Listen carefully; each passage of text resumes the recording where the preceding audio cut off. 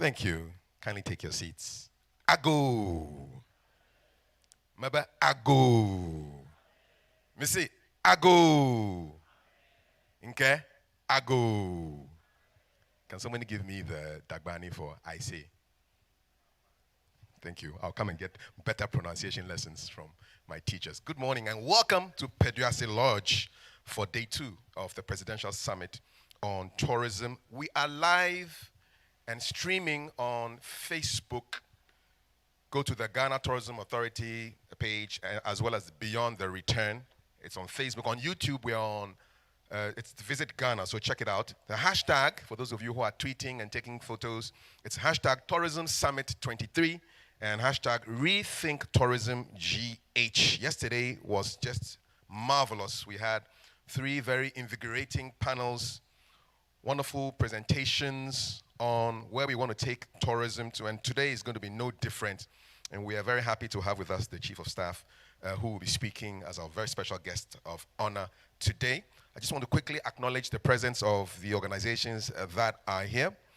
Ghana Tourism Federation, the Tourism Union of Ghana, Ghana Hotels Association, Car Rentals Association of Ghana, Ghana Association of Travel and Tourist Agents, Ghana Chefs Association, Tour Guides Association, SCAL International Club, Events and Meeting Professionals Association of Ghana, Event Vendors Association of Ghana, Ghana Progressive Hotels, Miss Tourism, Tosoga, Kids in Tourism, African Tourism Research Network, Customer Service Excellence, Royal Chiefs Association, the Queen Mothers Foundation, the airlines, many of them that are here. We have members from the diplomatic community, the editors of the media houses present here, the African American Association of Ghana, Diaspora Coalition, Diaspora African Forum, Ghana Museums and Monuments Board, Ghana Tourist Development Company, National Theatre of Ghana, National Film Authority, National Commission on Culture, Bureau of Languages, National Folklore Board, W.E.B. Du Bois Center, Pan-African Writers Association, Hotel Catering and Tourism Institute, Creative Arts Agency, Kwame Nkrumah Memorial Park, and then we have the directors of the Tourism Authority and the board of directors, the board chair. We have Ghana Tourism Development Company, trade and various ministries, and of course we have the heads of the particular ministry, the deputy minister and the honorable minister who are here with us, as well as the chief director. And as and when we continue, I'll be acknowledging a lot of you here. So we're going to kick today's event off with a welcome address, and it's my pleasure to bring onto the stage the Chief Executive Officer of the Ghana Tourism Authority, Mr. Akwesi Ajiman. Thank you very much, Kafui. Ago. This has now become official. Yesterday the president said Ago, so now it's Ago all the way. Thank you very much. First off, we thank God for giving us another beautiful day. And we want to thank all of you for your perseverance. I mean, looking at it, 2 days we've been here, a lot of conversations. I just want to do a quick recap, standing on all the existing protocols, to acknowledge our special guest for today, the Honorable Akosua Frema-Osei Opare, the Chief of Staff of the Office of the President, our mother. We thank you so much for being here, following up with that strong representation yesterday that we had with His Excellency the President being here. I acknowledge also our chiefs. Nana, thank you so much. And my bosses, the Minister of Tourism, Arts and Culture, the Action Man, Dr. Awal, the Board Chair, Honorable Shaba, all protocols duly observed. Just a quick recap of the things that we did yesterday. Yesterday, we heard that we need to be deliberate in our marketing. We need to provide significant economic growth and job creation through the efforts that we all put together, tourism, arts, and culture. That sustainable tourism needs to be incorporated into the things that we do, policy-wise, investment-wise, and also implementation-wise. That we need to leverage the power of new technology. Digitization is critical in this new age, and we need to be ready. We need to ensure a balance between economic growth, the environment, sanitation, and more importantly, we need a level of behavioral change in the things that we do as practitioners. How can we carry people along with us? And finally, partnerships and collaboration is key. And I want to once again thank our private sector partners, GATOF and all the allied agencies under GATOF, agencies that are not even registered under GATOF. We acknowledge you, we thank you. And I believe that today, as we live here, we'll go back with a new mindset that together we will win. Once again, welcome, and may God bless us all.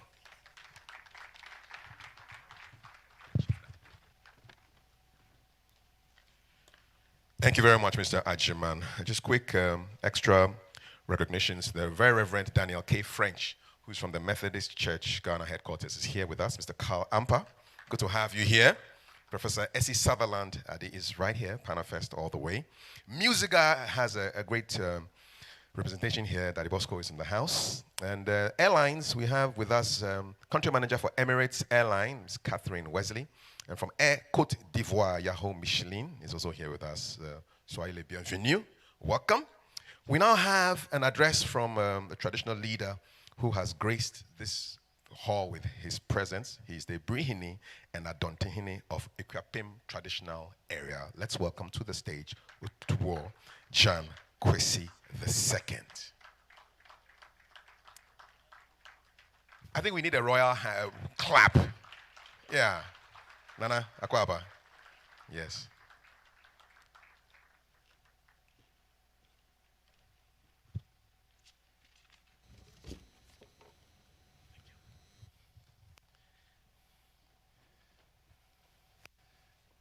Yeah, mommy. Kessia, what can you want? As I say, the young mamma and a boom. Never Jumna, ye didn't edimu. Ye Catholic, there's any culture, an echo. Tia, and Raname Cats of Brofana Dawson. Cacasia can see be woman. Then so Abrofana and away immunity. Now, yet, yes. Manager piece, you may say it is a young president. What me a guessing in Nanso. Now, Ocean Ra, send you on the entrance. Yakon programs, baby. Nay, Hunisa, or Casa, no, I love him. Nandra Day on the entrance.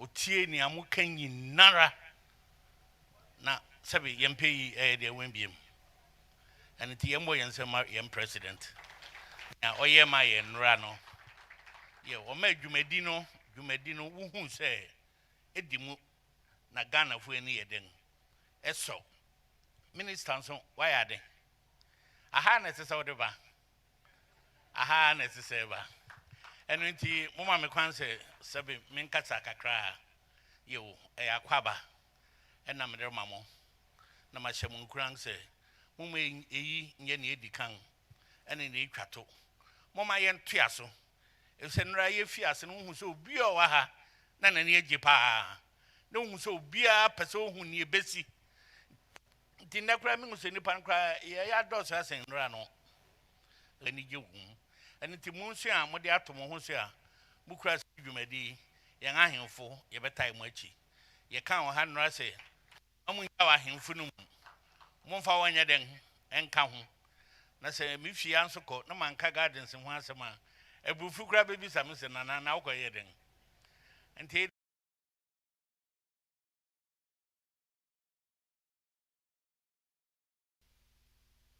na gardens ba ko pe wo mayim you Neddy be a Abeka Nanso, a Botanical Gardens, history, and our Bakwasam a Wahoo, and a sending India, paying for a tran, the James says, Gorgeous bed, or trans, Freddy Gorgeous bed. I have Sophia Juma Won Krang as governor. Well, gardens, in some Abakwasam a Wahono, and Yadia is here to form, and Ransom America and Muso, Eastern region, Yen Yedikan. If you have in the gardens, and a friend Kofufi, I say, then Echo, that's a Sadia, near Jawa to Widen. Intimina, my message I made them on out the aquama meaning a brick botanical gardens, Yemen, rare botanical gardens, Madame Winasi, Mamma Quaba.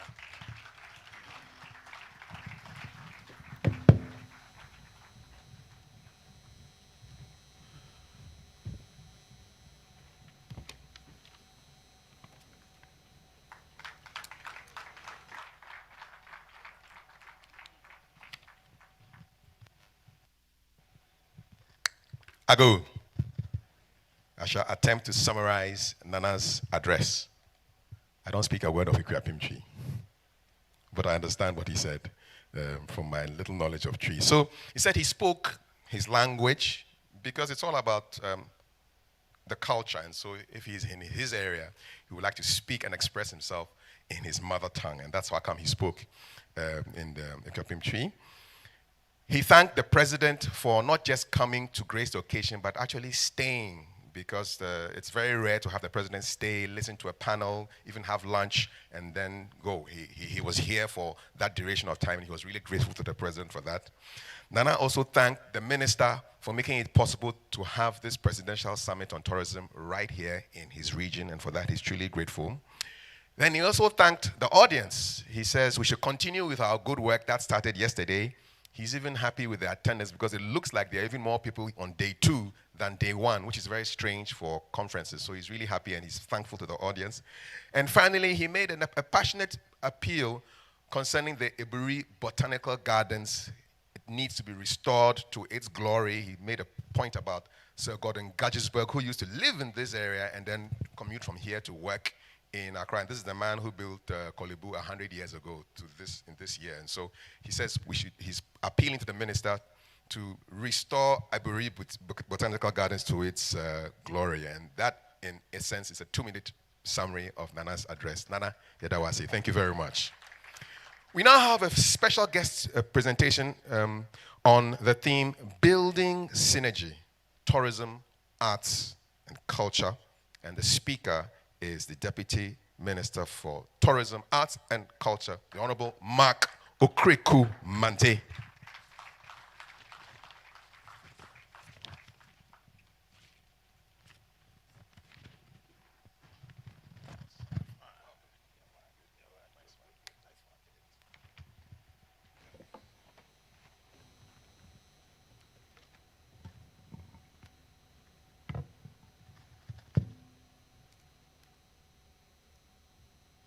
Sorry for the delays. I am trying to be digital. Forgive me.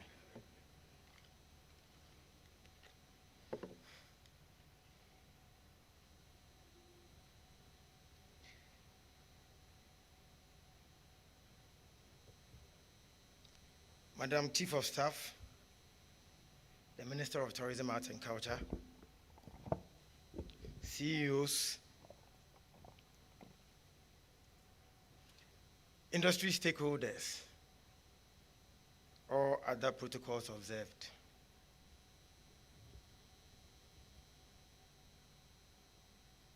I am tempted to also say Ago. Ago.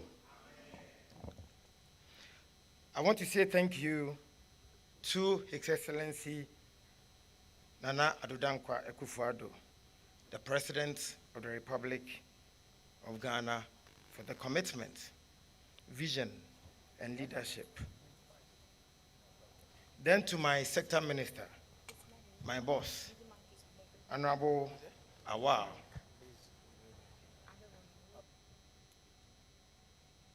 This is the first time we're seeing something like this in the tourism, art, and culture ecosystem. Yesterday, somebody asked me that what is happening? The president himself sitting with us almost all day, having lunch on tourism, art, and culture. There's a new wind blowing. And so this presidential summit on tourism is actually history in the making. Thank you to you, all my colleagues from the Ministry of Tourism, Art and Culture, plus all departmental heads and agencies under the ministry for putting this together. I stand before you to shed light on the topic, building synergy, tourism, art, and culture. Tourism, art, and culture are deeply connected, and their combined impact on our economy cannot be understated. Ghana is blessed with an abundance of cultural treasures and breathtaking landscapes, making it a destination that captures the hearts and imaginations of travelers from around the world. For those of you who have not seen the Creative Arts Law, it recognizes the music industry, fashion, beauty, and modeling industry, film and screen industry, visual arts industry, photography industry, theater arts industry, literary arts and book industry, audiovisual industry, new media and creative service industry, heritage and cultural sites, traditional cultural expressions, festivals and celebrations, intellectual property rights and collecting societies, industry-wide networks and events industry, training including academic and related institutions. The creative industry therefore qualifies to be the highest employer, and data collection would show very soon. If it is the highest employer, then of course, everything going well, it should become the biggest contributor to Ghana's GDP. Yesterday, Mr. President gave us 4 Ps. As marketing students, we only knew 4 Ps for selling products. But yesterday, Mr. President gave us some extra 4 Ps. He said preservation, policy leadership, promotion, and then partnership. Preservation should be driven by people like the movie makers, music, visual arts, theater, events, and then lastly, our friends from the media. Policy leadership, that is why the Ministry of Tourism, Arts and Culture is working on the culture policy. We've already given Ghana the Creative Arts Law, and that is why the Ministry of Tourism, Arts and Culture, under Honorable Awar's leadership, is also doing some facelift for our tourist sites. Promotion, it is obvious, it is so visible and tangible that Year of Return Beyond the Return has done a lot to our tourism industry. Last year, we witnessed the popular Global Citizen. Partnerships, creative culture industries collaborating with tourism industry for synergistic results. And that is why we have monumental projects like Afrochella, Taste of Ghana, and then Afro Nation. Tourism as a key driver of economic growth has the potential to revolutionize our nation. The revenue generated from tourism activities create employment opportunities, stimulate business growth, and contribute significantly to our GDP. Ghana's unique blend of historical sites, natural wonders, and vibrant cultural experiences position us as a compelling destination for both leisure and business travelers. Our art and culture form an essential pillar of the Ghanaian identity. They encapsulate the stories, traditions, and creative expressions that define us as a people. However, we recognize the need to strengthen our current standing in the arts and culture sphere. We must provide unwavering support for our artists, artisans, and cultural practitioners, empowering them to preserve and showcase our rich heritage. Through strategic investment in infrastructure, education, and capacity building, we can ensure the sustained growth and promotion of our arts and culture sectors. A crucial aspect that demands our attention is perception change. Despite the incredible depth and diversity of our art and culture scene, outdated perceptions still persist. We must challenge these misconceptions and illuminate the true essence of Ghana's artistic landscape. By showcasing the vibrancy, innovation, and authenticity of our artists and cultural practitioners, we can reshape international perceptions and attract discerning travelers seeking immersive cultural experience. Tourism serves as a potent tool for marketing the arts. By integrating our arts and culture into our tourism offerings, we create compelling narratives that entice visitors and leave lasting impressions. Cultural festivals, exhibitions, and immersive experiences provide platforms for authentic encounters, fostering cross-cultural understanding and appreciation. Through collaborative efforts between the tourism and art sectors, we can design unique itineraries and events that captivate the hearts of global travelers. What is December in GH without the arts? How will the arts benefit from the large influx of global travelers to patronize the activities without tourism? It is a unique symbiotic relationship that must be nurtured for mutual gain, growth, and development. Madam Chief of Staff, ladies and gentlemen, in conclusion, let us recognize the immense potential that lies within the synergy of tourism, arts, and culture in Ghana.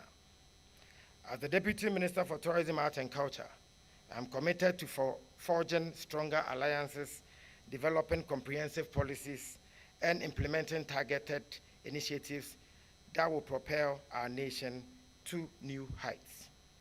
By investing in our artists, reshaping perceptions, and leveraging tourism as a catalyst, we can build a robust and sustainable creative industry that contributes significantly to Ghana's economy and global reputation.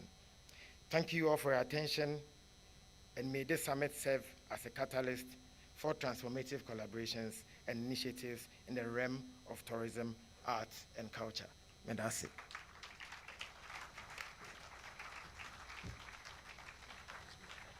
Akwe, thank you. The Honorable Mark Okreku Mante with that talk on synergy in tourism, arts, and culture. Let's go now to the land of Samsung and Kia and Hyundai, because South Korea is coming into this hall right now. Through arts and culture, we have a performance by the International Youth Fellowship. Let's welcome them with a big round of applause. Sago! There they come. They have a brief performance before our very special guest of honor addresses us on day 2 of the Presidential Summit on Tourism. Rethinking tourism for economic growth and job creation. Thank you. Good morning. We are International Youth Fellowship volunteer from South Korea. Many artists and Messiamu, Yefremi Ama, Yefremi Essie, Yefremi Nanaya, Yefremi Kweku, Yefremi Kwame, Yefremi Kofi. and it's been 3 months since we came to Ghana. We love Ghana, that's why we came to Ghana. Ghana is the most preferred country because you're very lovely people. First of all, we are grateful for this opportunity and thankful to the Minister of Tourism, Art and Culture for this occasion. And we believe that the Rethinking Tourism for the economic growth and job creation exposes Ghana to the world and the world to Ghana. And we would like to share 3 songs with you. We hope through our song you receive joy in your heart. Thank you.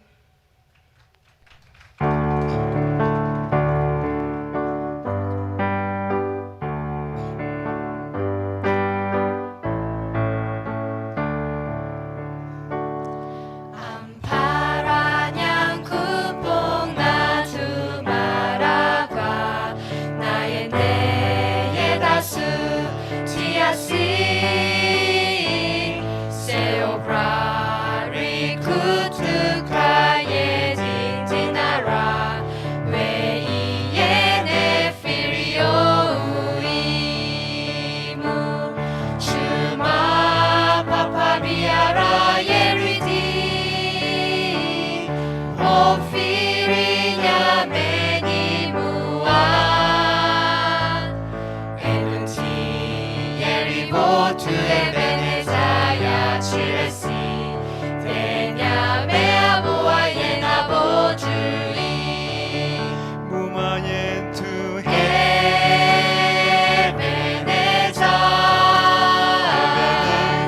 nya mea bua yena bojui. Ebenezer, anyame na tumaraga. 무마옌 to Ebenezer,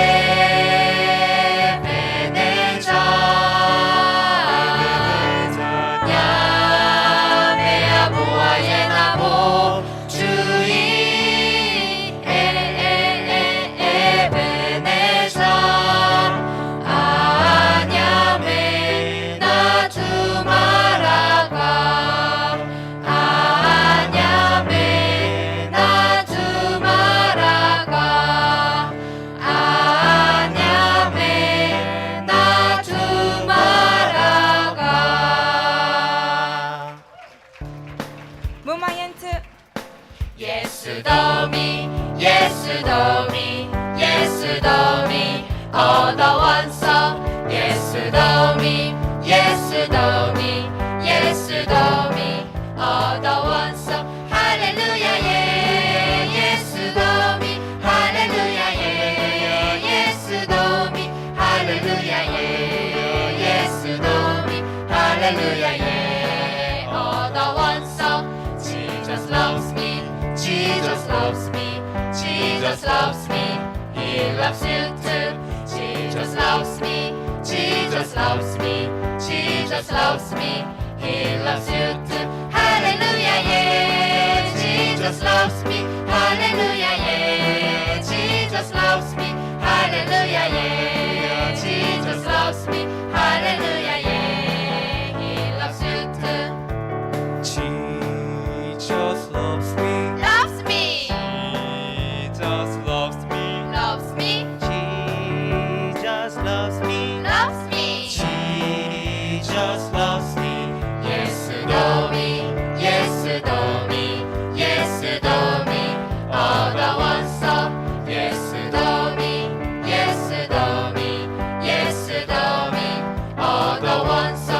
Hallelujah, hallelujah, Yesu domi, hallelujah, hallelujah, Yesu domi, hallelujah, hallelujah, Yesu domi, hallelujah, yeah, all the ones so.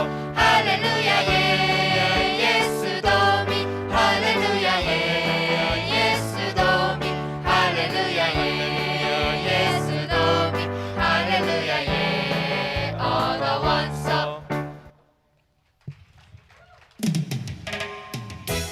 무마옌이나 옌트.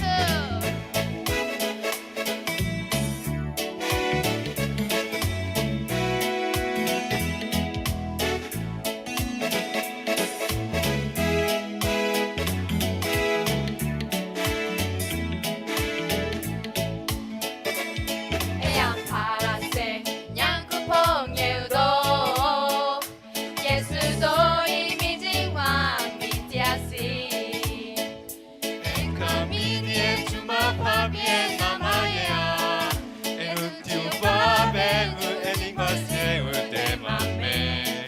네무왕 마마티아시에세 세냐 소냐 사셈테 마레노 사라나웨이 미범소니나 에프리호 냥유모안디스 모자 비니키 켄데니워 에누나 아마메디비 모자니시 웬티웨야예다 메세웨뇨냐 나마카냐 모자나 투미누 아야마메.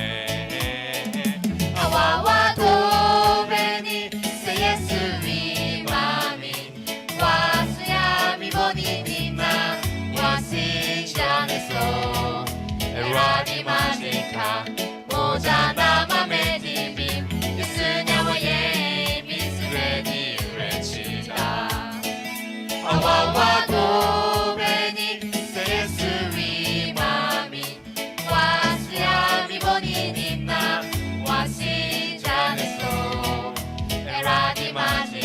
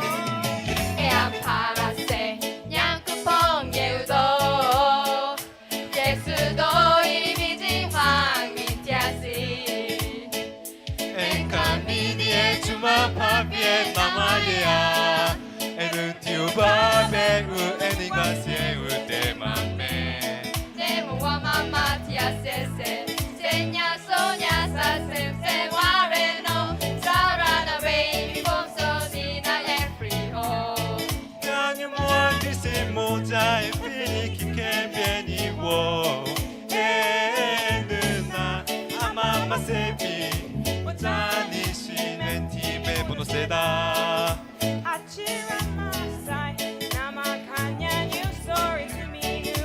I am a man.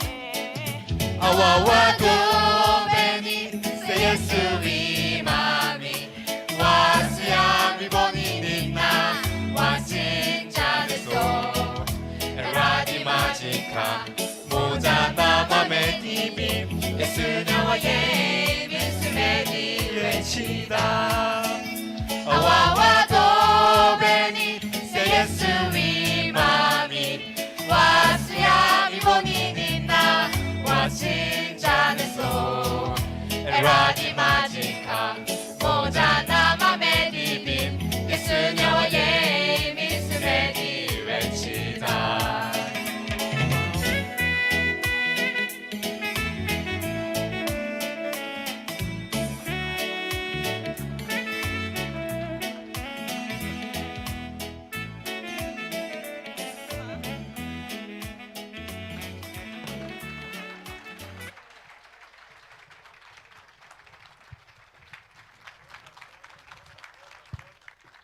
Thank you very much. Or as we say in Korean, 감사합니다. Thank you. Thank you very much. Wonderful music from the International Youth Fellowship from South Korea. I want to say hello and welcome women in tourism. You're here as well. Give us a wave, women in tourism. Give us a wave, give us a wave. We see you. Thank you. All right, and so now for our special guest of honor who read BSc Home Science at the University of Ghana, Legon, and subsequently gained Canadian government scholarship to further her education at the Guelph University in Canada, where she was awarded a Master of Science in Foods, has worked as a pupil teacher at St. Monica's Secondary School in Mampong, as a research assistant at the Institute of Statistical, Social, and Economic Research, ISA, University of Ghana, until appointment as a lecturer at the Home Science Department at the Faculty of Agriculture in the University of Ghana, Legon. Whilst working in the capacity as lecturer, our guest speaker rose to occupy an acting head of department position between the years of 1988 to 89 in the same department. Our speaker has worked as a lecturer and a consultant at Yambio Institute of Agriculture under the government of the Republic of Sudan's USAID-funded Southern Manpower Development Project.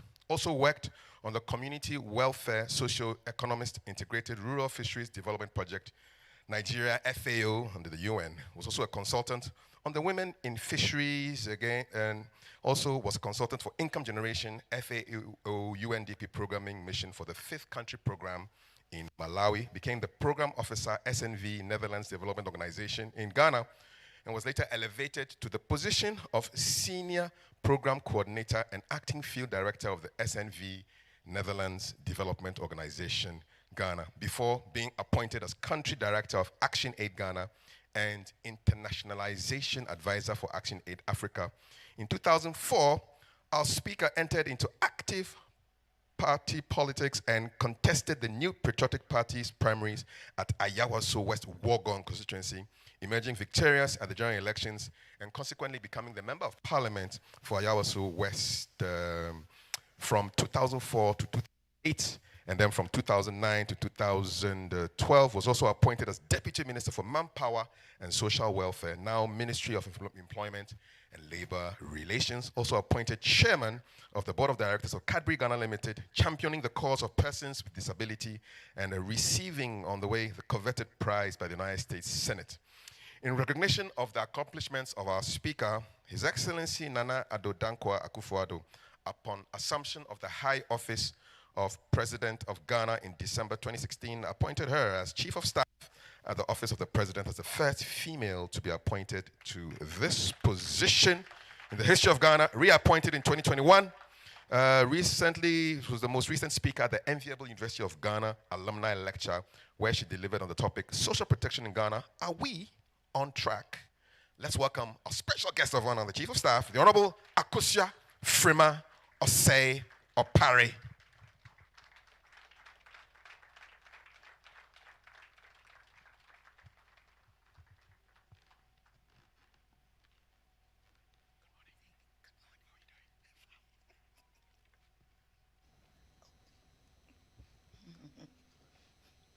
Ago. Inke ago. The Minister for Tourism, Honorable Dr. Ibrahim Awal, the Deputy Minister for Tourism, Mr. Mark Kureku Mante, Ebrihene, and I don't think he know for Kriapim, Utubo Jankwesi II, the CEO of Ghana Tourism Authority, CEO of Export Promotion Authority. I see the CEO of Ghana Tourism Development Authority, directors and staff of Ghana Tourism Authority, the UNESCO National Program Officer for Culture, the founder of GUBA, manager Beyond the Return Secretariat, distinguished panelists, moderators for this summit, artists, producers, and industry players present, distinguished invited guests, ladies and gentlemen. It is a great honor and privilege to be invited to the Presidential Summit on Tourism and to address you on the theme, Harnessing Cultural Assets for Inclusive Tourism Growth. I bring you warm greetings from the President of the Republic of Ghana, His Excellency Nana Addo Dankwa Akufo-Addo, who was here with you yesterday to deliver his keynote address, Rethinking Tourism for Economic Growth and Job Creation. I also bring you greetings from the Vice President, who would have loved to be here with you, but for other engagements. The presence of the President, as Nana alluded to, and other senior government appointees is a testament of the immense importance our government places on tourism development and the need to unlock the true potential of our nation's tourism authority. As it is the first time in recent memory that we are discussing tourism at a level of presidential summit, it is expected that the conference outcomes and action plans will feed into the overarching national development discourse. Distinguished ladies and gentlemen, Ghana is a land of vibrant traditions, rich history, and diverse cultural heritage that, if properly harnessed, can captivate the world. Our nation is a home to ancient kingdoms, heritage sites, archaeological wonders, colorful festivals, and warm-hearted people. These cultural assets are not merely relics of the past. They are living, breathing treasures that have the power to drive tourism growth in our country. Tourism, as we all know, plays a pivotal role in fostering economic development, generating employment opportunities, and promoting cross-cultural understanding. It is a sector that can empower local communities, preserve our heritage, and contribute to the well-being of our people. However, for tourism to truly thrive and be inclusive, it is imperative that we harness these cultural assets effectively. Ladies and gentlemen, harnessing our cultural assets for inclusive tourism growth require us all to recognize the immense value of our cultural heritage and safeguard it for future generations. We have a duty to protect and to preserve our historical sites, monuments, and artifacts. By investing in their restoration and conservation, we can create sustainable tourism products that will attract visitors from around the globe. That is why I'm happy with the efforts being made by the Ministry of Tourism to preserve and upgrade some of these sites, like the ongoing works at the Kwame Nkrumah Memorial Park and Nana Abri Botanical Gardens. I support you. I first saw my tree that produces nutmeg in the Briga Botanical Gardens. Even though we've been using it in the kitchen, we didn't know what it looked like until I came to Abri. So we are with you, and it will be restored.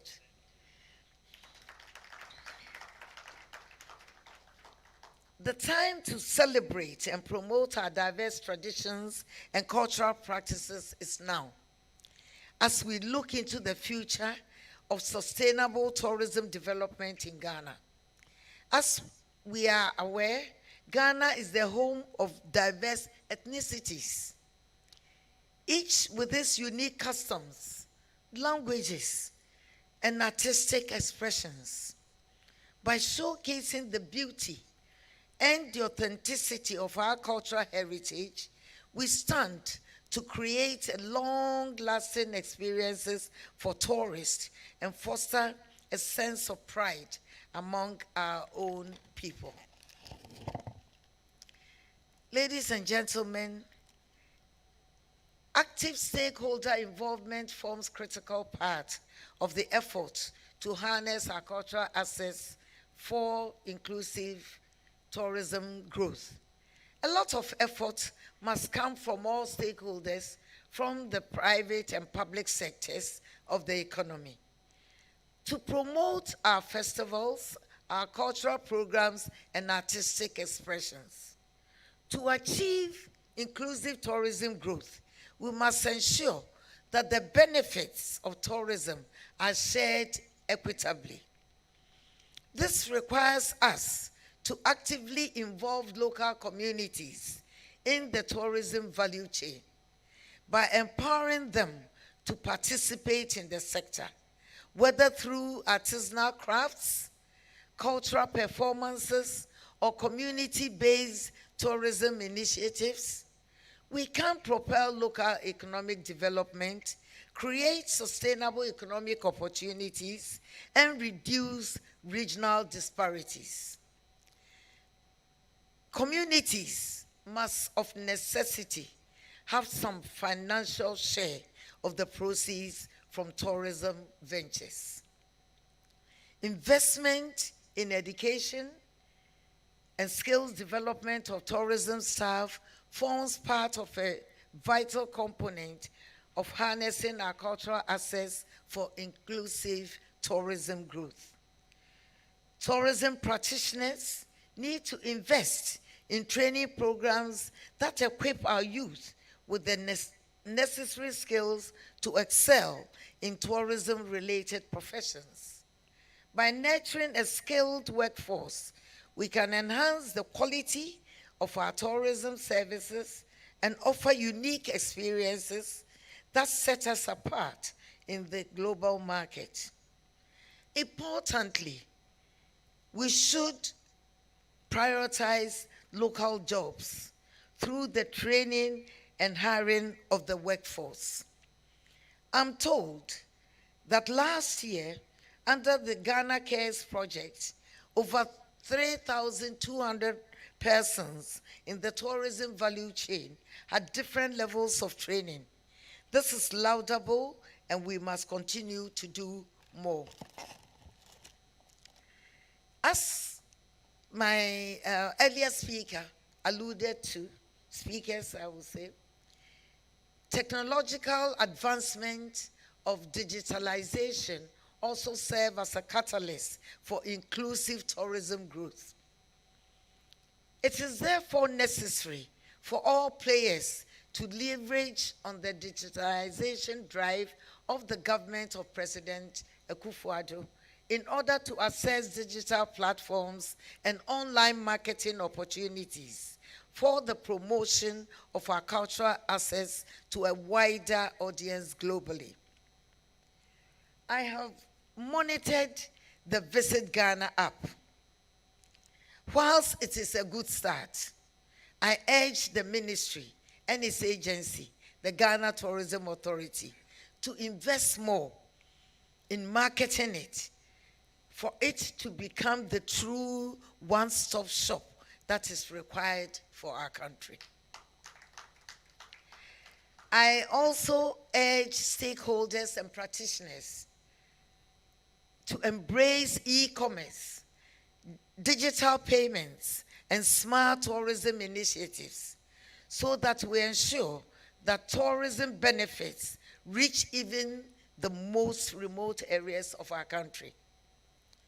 There's also the need to strengthen inspection and counseling of players within the industry to ensure continuous provision of quality services.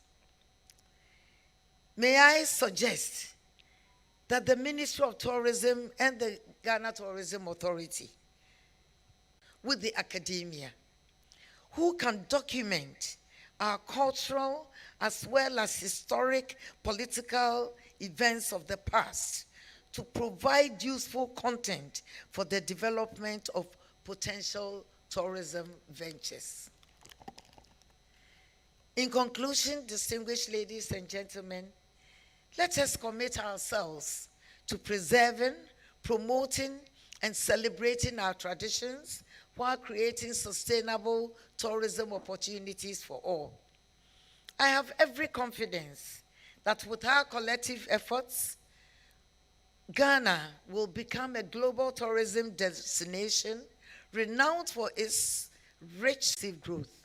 Together, let us embark on this journey towards a prosperous future where our cultural assets shine brightly and tourism becomes a force for social and economic development. Long live the Presidential Summit on Tourism. Long live Ghana's effort towards sustainable tourism growth. Long live our homeland, Ghana. And I thank you kindly for your attention.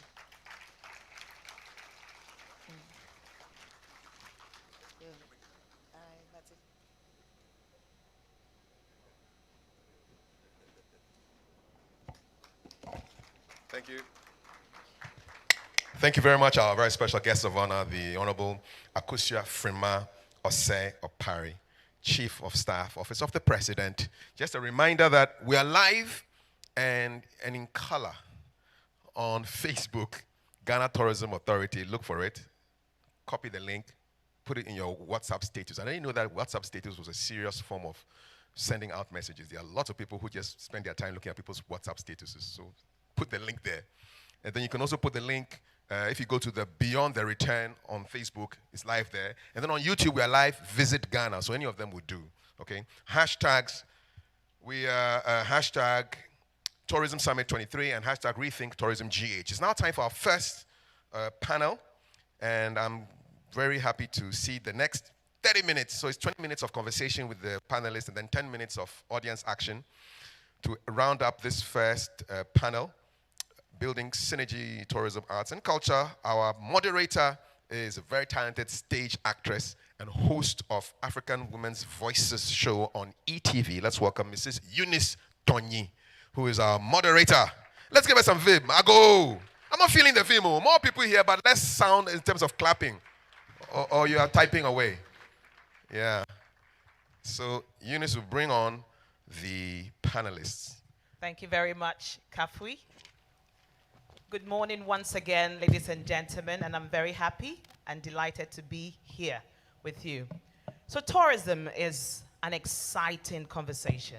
When it comes to culture and arts, wow, it's always an amazing time with creative people. And today, my panelists are going to try to bring some kind of conversation that is going to be spellbinding, and we expect that you would actually ask us questions when it's time for us to get the questions. So I've been told that I have just 20 minutes to do this, so I wouldn't take so much of your time. If you get the chance, please go over to the Business Insider Africa website, and I saw something quite interesting, and that tells us that the timing for this particular summit couldn't have been at a better time, because I saw there that Netflix entered the sub-Saharan African region in 2016. And what they said is that it's actually time for Africa to tell its story. And they believe so well that any story can be enjoyed by anyone, anywhere. So that's good timing for us. We need to get into that and find ways to boost our economy through our creative storytelling. But what excited me the most here, you may wonder why it excited me, is the fact that it was said here in this feature that they are investing so much money in Nigeria, Kenya, and South Africa. And Ghana, we're not there in that list. But today, after this summit and the conversations we're going to have, we believe that we'll definitely tap into that particular space. So please, in no particular order, I'd like to welcome or invite my panelists. And I'm going to be calling on first Ken Ejapong Jr. He's the co-founder of Afrochella, Afrofuture. Please put your hands together for him.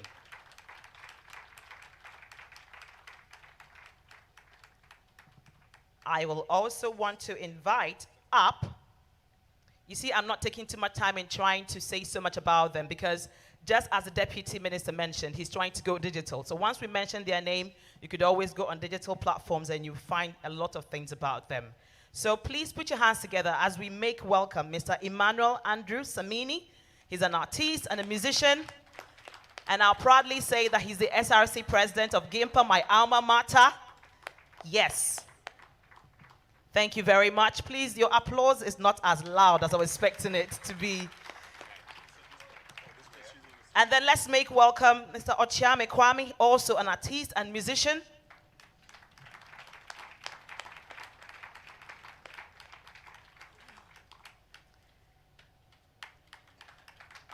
Thank you very much. Let's also welcome Nana Owahini Achempong. He is the president, Ghana Association of Visual Arts, GAVA. And finally, we have a lady. So let's also make welcome the CEO of Ghana Export and Promotion Authority, Dr. Ifua Asabia Asari.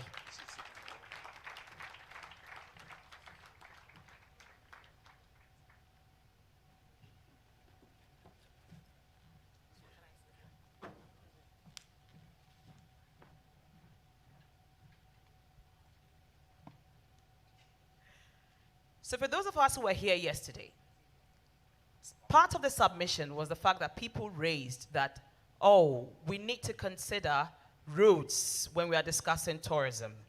And if we are able to consider roads that will get us much more money, it will be in the right direction. But thankfully, we had a response from the government. That plan is already in place. So we're not going to go there anymore. Right now, we're going to be talking about how we are going to blend, synergize our arts and culture and everything. And ladies and gentlemen, or lady and gentlemen, you're welcome once again. So I'd like to have you briefly give us your take on what this topic is, remembering that we've got just about 20 minutes to do this. And part of our culture from today is timekeeping. So we want to have that change and ensure that we keep to time, as we want everyone to see. So I'd like to start with the lady.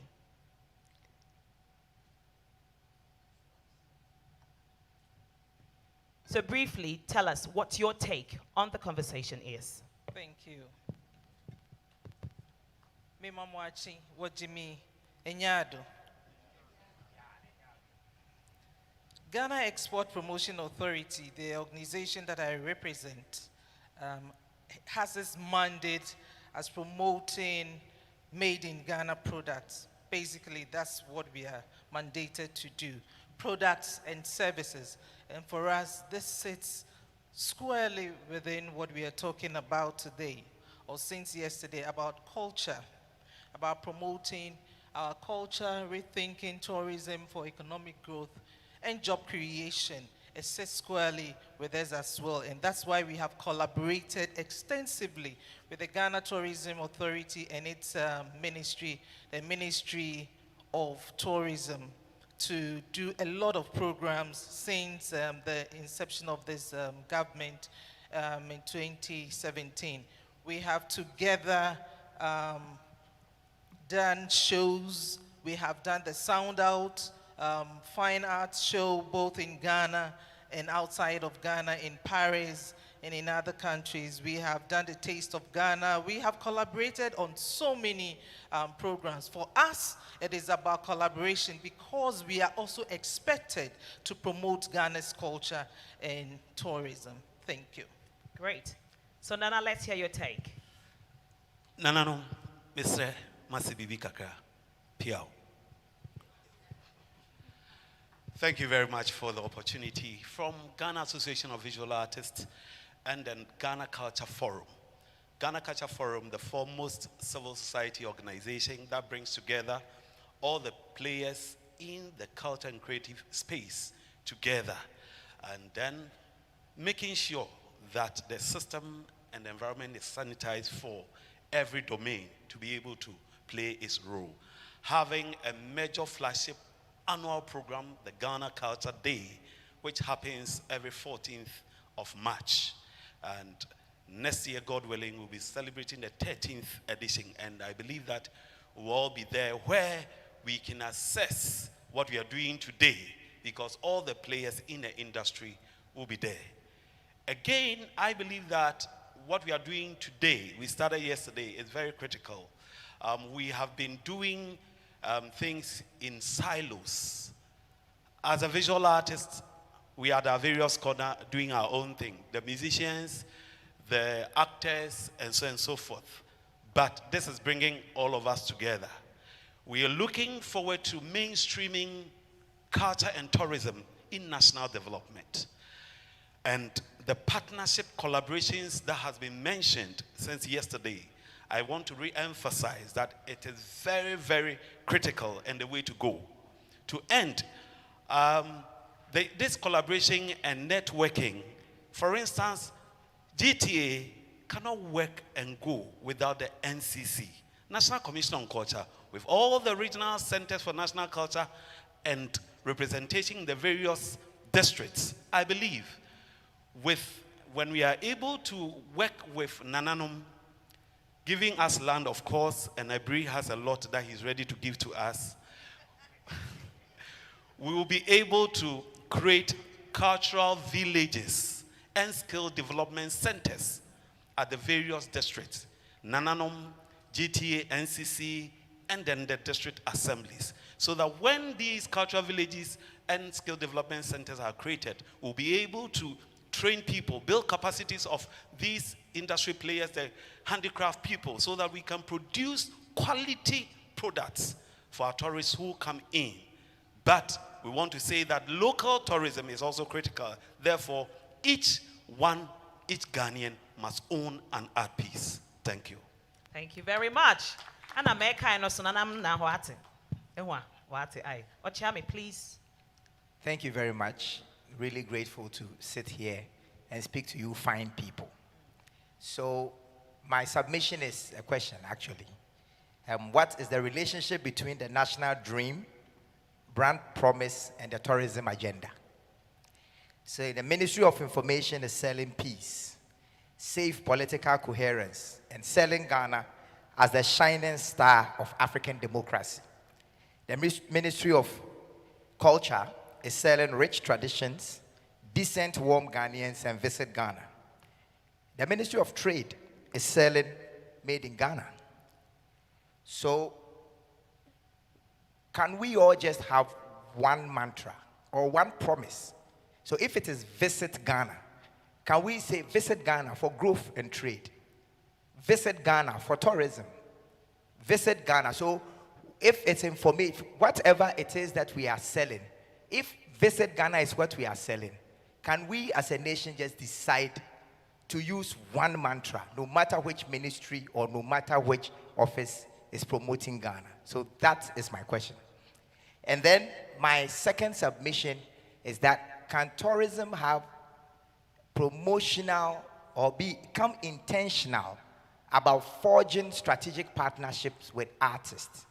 So for example, if a musician decides to shoot a video at, say, Ebri Gardens, can our ministry give such an artist tax rebates, or can such an artist be given a form of an incentive? In that case, more artists will use our heritage sites. And I tell you that if you put 10 top Ghanaian musicians on YouTube together and they shoot a music video of one of our heritage sites, 100 million people will see it in less than 100 days. Thank you. Also, movie stars. Once our movie industries are being encouraged to write stories about Okomfo Anokye, write stories about Kwame Nkrumah, write stories about J.B. Dankwa, and fixate these pictures and images and sounds and vibrations in our tourist sites, and our government become intentional about supporting such intentional projects, the storytelling agenda for Ghana will be agending. And then my last one that I want to say is that, let me use this word in a political way. Can we colonize Ghana Music Awards and colonize Foresight Music Awards, Ghana Movie Awards? In other words, can we partner with them and give awards to most culturally relevant musician, the most culturally or the most tourism conscious movie? Once we begin to do that and give plaques and some form of reward to artists, more artists will decide to be associated with our industry, and the synergy will stand and growth will be eminent. Thank you. Thank you very much. Thank you. Thank you very much. Honorable Chief of Staff, all protocol duly observed, Nananom. I would like to say that I'm excited to be here today and to be a part of this all-important summit. And I'm also honored to be in the presence of Madam Chief of Staff, who is very well versed with the education system. I took a break 3.5 years ago to go to Gimpa, go to school and, broaden my knowledge, then come back to the art. So I'm proud to be here today to say that I just finished my exam last week and I'll be graduating in July. So, Madam, I have finished. So when I heard your profile, I was indeed marveled, and it tells us that these are levels worth emulating. So back to why we're here. I kind of prepared for this based on the information that was given to us, and because I was in the exam mood, I've been learning, preparing myself, so I prepared and kind of over-prepared for this. And when I got here, I was told that, we are time pressed, so we have to keep it summarized. And then I saw Ochame Kwame. He actually inspired me to go to school when he started school some 10, 12 years ago. And then I saw him with his notebook and a pen. He was writing a whole, I don't know what he was writing, it wasn't a thesis or something, but I realized that, it's a book and a pen, yeah. And yeah, maybe I should also jot a few things down here in a digital way. That tells you how far we are apart from each other. He comes from one generation of the music, and I come from a next generation. But we're still here, making waves. So I jotted down a few things, and I have named this the 7 gold coins. So maybe I should write a book with this when I finish. So my intro will be what is culture? So if we ask ourselves what is culture, then we would want to know what is art, and then what is tourism. That's the only way we can now figure out how to sync all three and see how to create value. So culture simply means the way people live, the way a group of people do their things. So then, in my opinion, the art becomes the outcome of the people's way of life, how the people do their things, and then the things they love to see and the things they love to create becomes the art form. So then, where does tourism come in? Tourism comes in when we're trying to create value, when we're trying to create the value chain here with culture and art. So tourism has to come and then sell the culture and the art. Yes, that is what I derive from all of this. So how do we synchronize the three to create value, a value chain for economic growth? Culture makes the art exist, and the art represents the culture of the people. Tourism creates the value chain and potential economic growth. Jamaica sold reggae to the world. I'm a living testimony of an African doing music influenced by reggae. They don't only have music, they also have the beaches too. They managed to let the world see the beautiful beaches in their music videos that they showed us. And now Jamaica is one of the most visited places in terms of tourism destination because of how beautiful their beaches are, and not just because of the reggae music. So I would go now to point one of my 7 gold coins. Polish the culture. The culture is there. We are the people. So how do we get the culture to be attractive for the rest of the world to want to be a part of it and then more so travel to the origin? So let's polish the culture. Then 2, strategic collaborations. Much as we are trying to sell our culture, we have to be able to be ready to embrace other people's cultures too. And together, we kill 2 birds with 1 stone. So I have a typical example here that I'm working on a new track with the Soweto Gospel Choir. So I'm trying to tap into what goes on the southern side of Africa, but then I'm trying to introduce South Africa to Ghanaian music. So I'm doing this song in the Dagati dialect from the northern part of Ghana where I come from. So track titled Chana, which is going to come from my Africa album, Loading. So that tells us that strategic collaborations could help us put the art form and the culture on the right pedestal for the right target audience to see. My point 3 goes to focus on tourism training, and hosts and tour guides as well should be factored into this. So if we have some sort of curriculum for training tourism or people in the tourism industry, we should look at the tour guides as well. And then look at how to make the whole tourism thing attractive to the youth, because the youth are the people who are online today and are interested in selling anything that would make them some money. Some of them spend the whole day on online trying to bet to make some money. So if they find a link that shows them that if you're able to create your own tour, you can register here and take people on tour to all these destinations, and you make money off of how much you charge and all of these things. I believe that it will go a long way to help us to put our art form where it needs to be. Then my 4th point out of 7 make tourism attractive. Yes, okay, so I connected the 3 to the 4th. 5, because I've been to school and I've learned too much things, it's becoming books now. I would want to perform a SWOT analysis on the culture and arts space, where we look at our strengths, our weaknesses, our opportunities, and then our threats.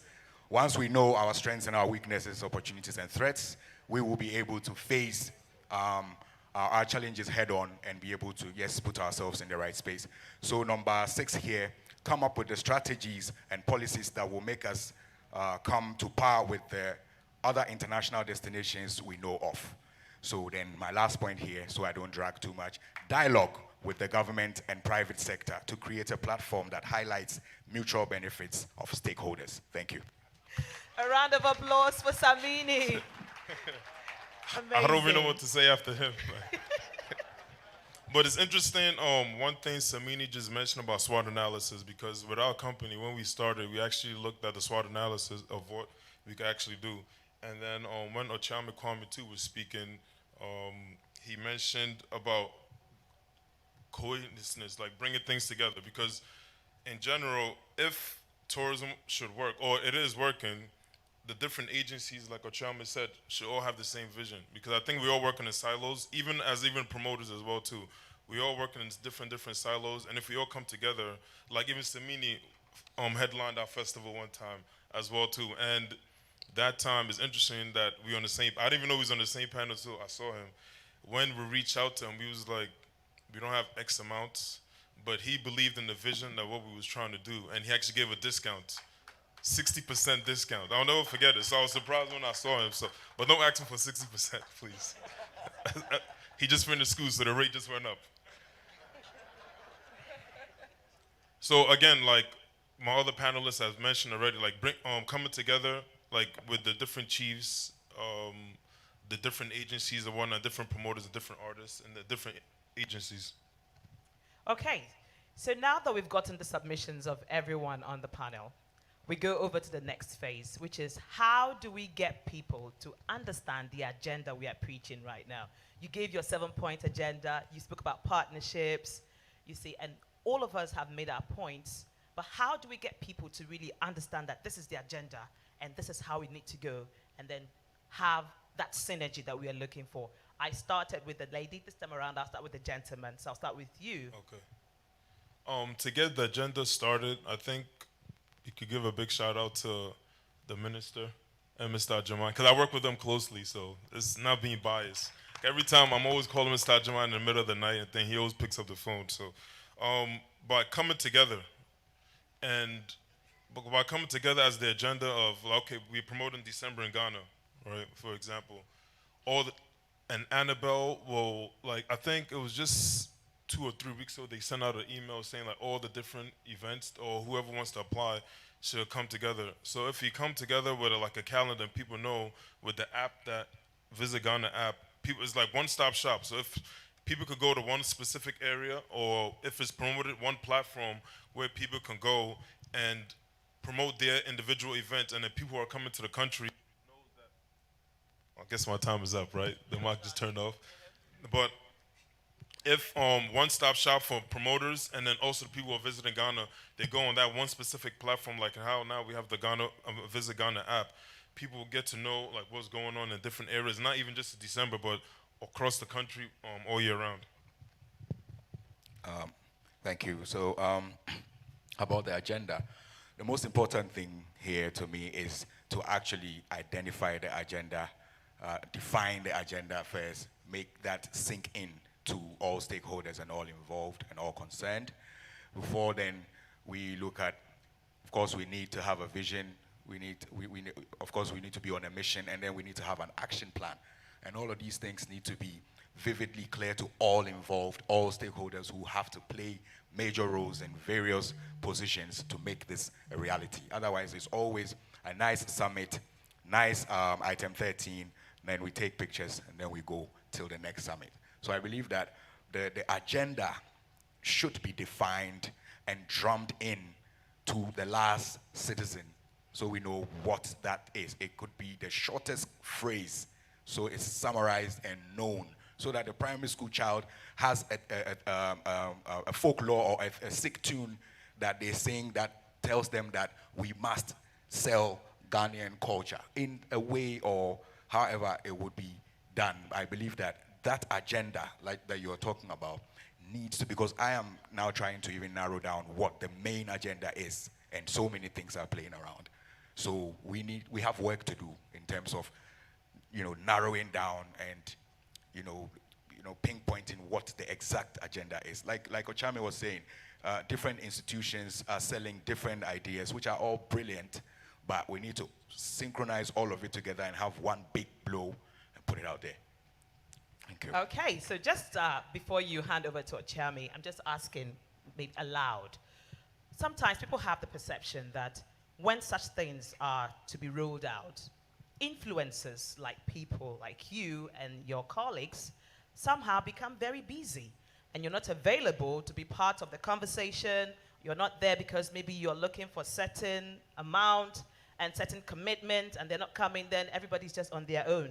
How do we get influencers to also understand that we really need to do this?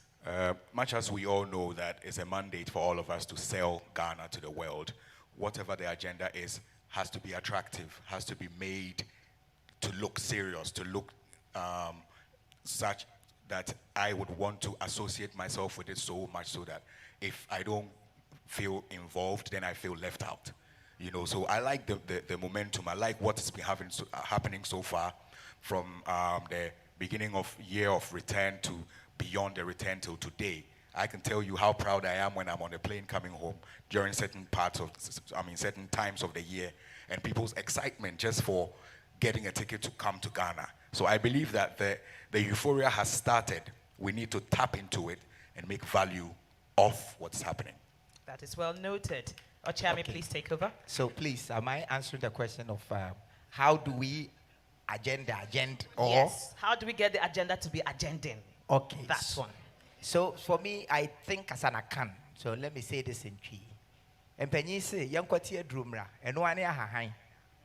So the tourism marketing have a budget. The artist's key work is to create an art form and get paid for his living. But I want to tell you on authority that 4 years ago, when we did about 30 Ghanaian artists and movie stars becoming national tourism ambassadors, all of us, we didn't even charge 10,000 cedis because nationalism is a key element of the Ghanaian. And we almost did it for free. I remember that Mr. Ajma was saying that we are paying a token so that you know that you are not doing, but this one is national service. But more than 30 people were willing to do it. So I just want to say that to be able to create the baby tactics, to go to the market and let regular folks take their families to Cape Coast, from Cape Coast to Kumasi, and also bring international tourists to Ghana. We need to use the art. They say that art is science simplified. Science is art made complex. So if you took the national, your friend say, what's the legal document for? Constitution. And you put the key things in a song. My son will sing it after 1 week. We were all here in Ghana. When we were for seminar, people started washing their hands. So we need to get musicians and movie stars, going back to it, to use the elements. You know, we need to get people like myself to be posting on my social media. I have an aggregate of 6 million people following me every day, waiting to see what I'm posting. And if I'm consistently posting about tourism and inviting people to Ghana, I know they will come. So the tactic is creating the synergy. And without having to say that when you go to an artist, you say, I want you to become a tourism ambassador, he will say how much. But if the tourist or the tourism industry is already doing something for the artist would know that it's time for me to also do something back.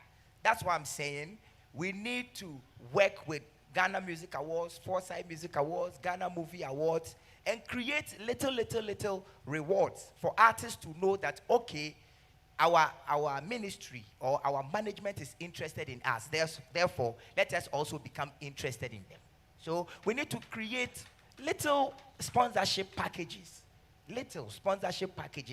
that would take an artist like Samini to go and learn tourism at Cape Vast. When he comes back, all the artists who are under him, Kofi Kinata, Stone Boy, it will be very easy for those artists, knowing that the ministry cares about their boss, to also care about the ministry and the industry. So I think that the key thing is synergy here, but leadership must come from our ministry. Thank you. Thank you very much. So before I get to the next two panelists to actually give their submissions, I'd like to let you know that I'll be taking just 3 questions. And when you come, you give us your name and where you're coming from, and then you ask your questions. So please, I'll need somebody to coordinate that for me. Ophebia? Okay, you're there. All right, so Ophebia will see you when you raise your hand and then you ask your question. Nana, please go ahead with your submission. Thank you very much. We're talking about building synergy, tourism, 1, arts, culture. We are blessed as a country. Tourism, arts, culture is under one sector. Minister, the action man, he makes things happen. That's why we are here. So we are blessed as a country, tourism, arts, and culture. So we're looking for synergy, not working in silos. So the National Commission on Culture will come, GMMP, GTA, all of us at a table. How can we put and push this agenda? Then we can flow. So that if we have X amount, you have Y amount, Z amount, we put it together and we can have the impact and we can drive tourism, cultural tourism, and so forth. 2, knowledge sharing and skill development is the way to go.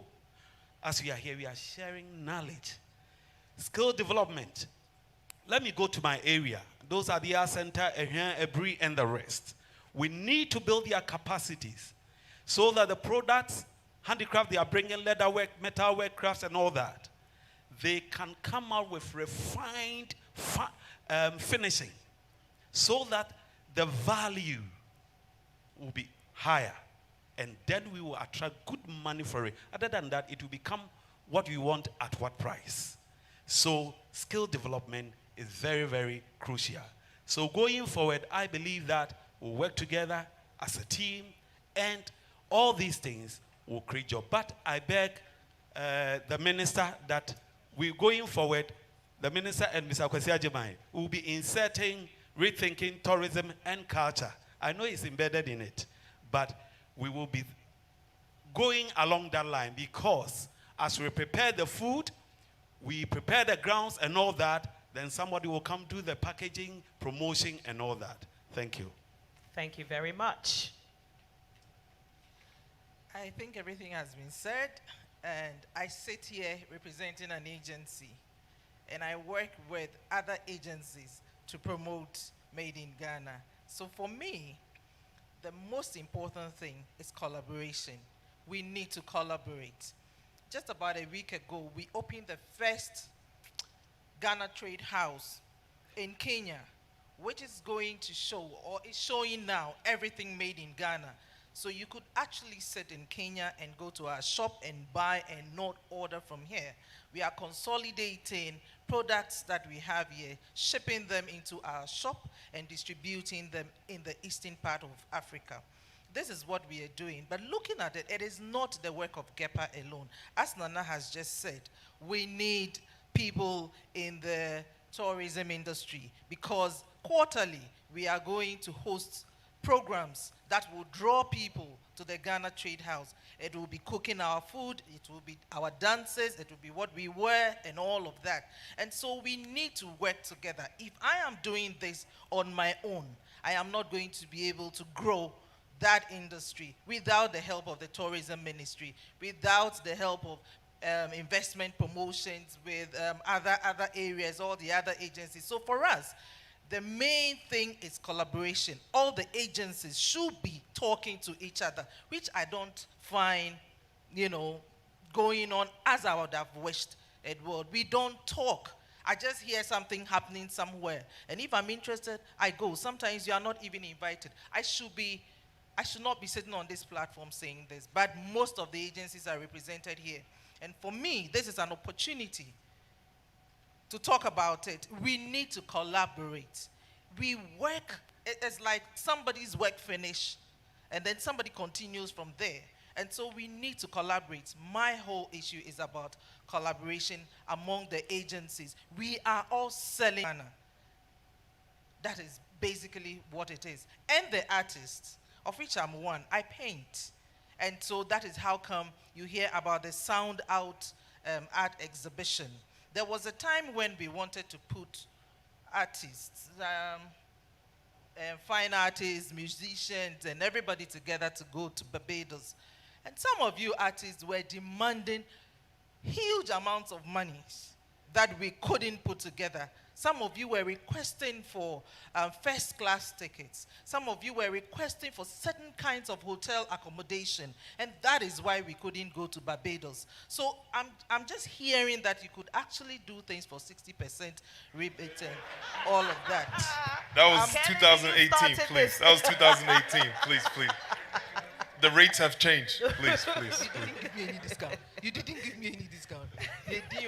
Madam, please, I beg you. All right, thank you very much. So I'm just pleading with you. Now we are in 2023. New discount.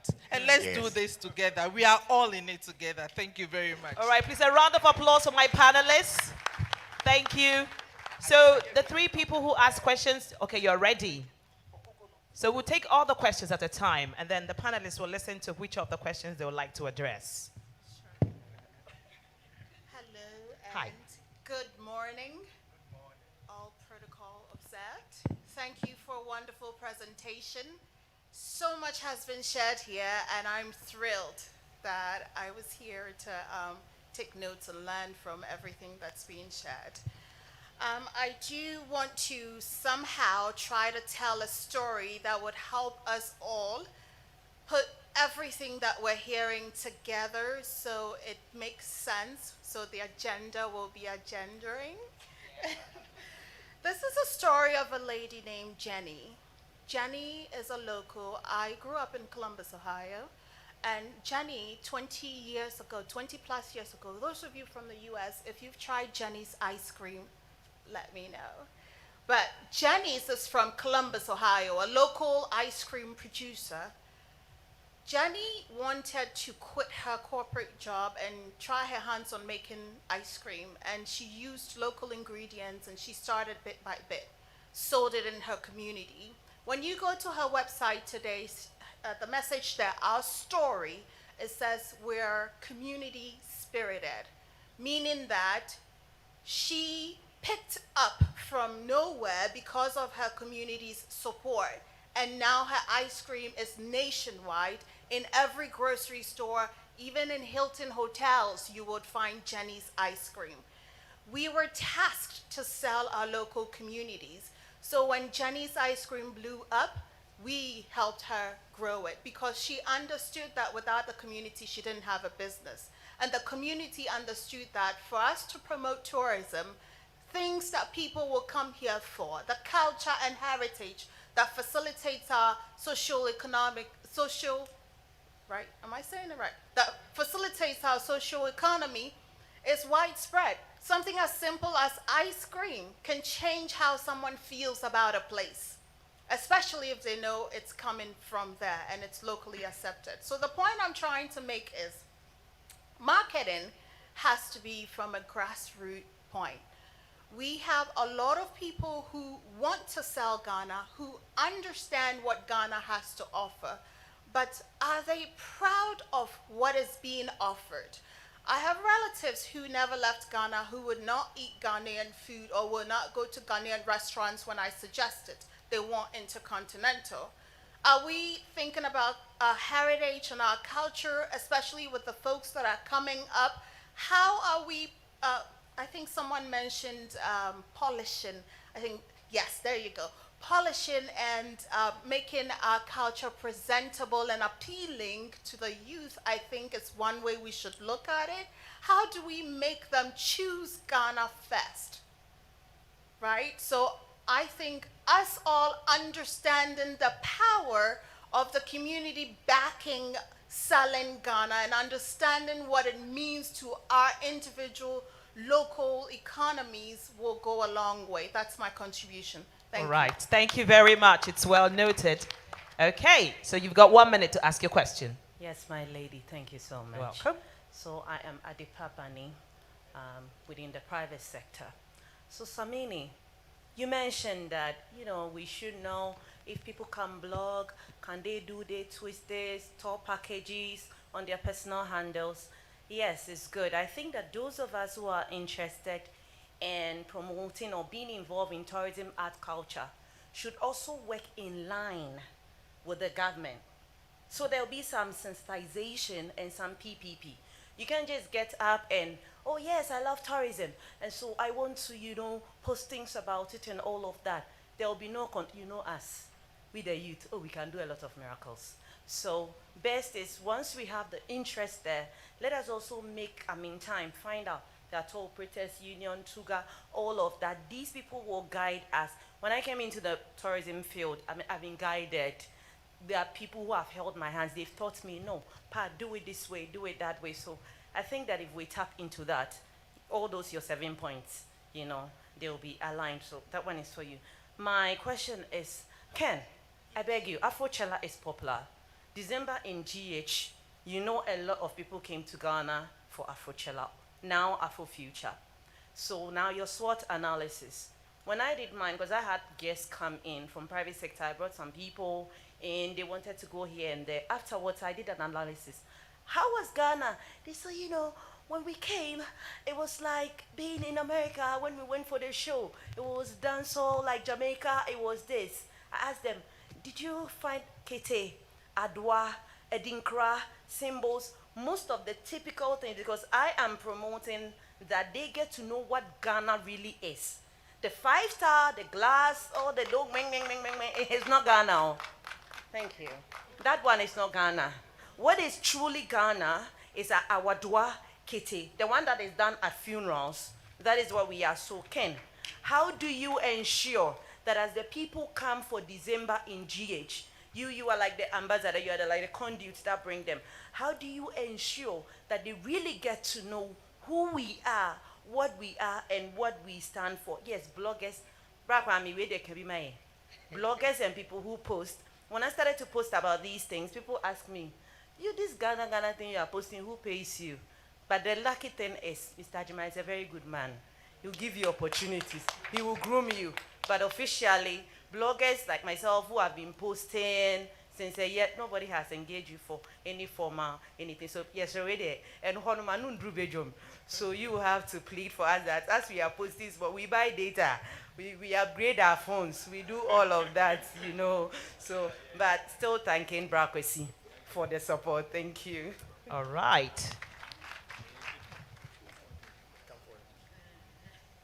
Good morning. My name is Fumi Onuma. I'm from Silverbird Cinemas, and I wanted to state some statistics and in response to the moderator when she talked about Netflix and Amazon not invested in Ghana.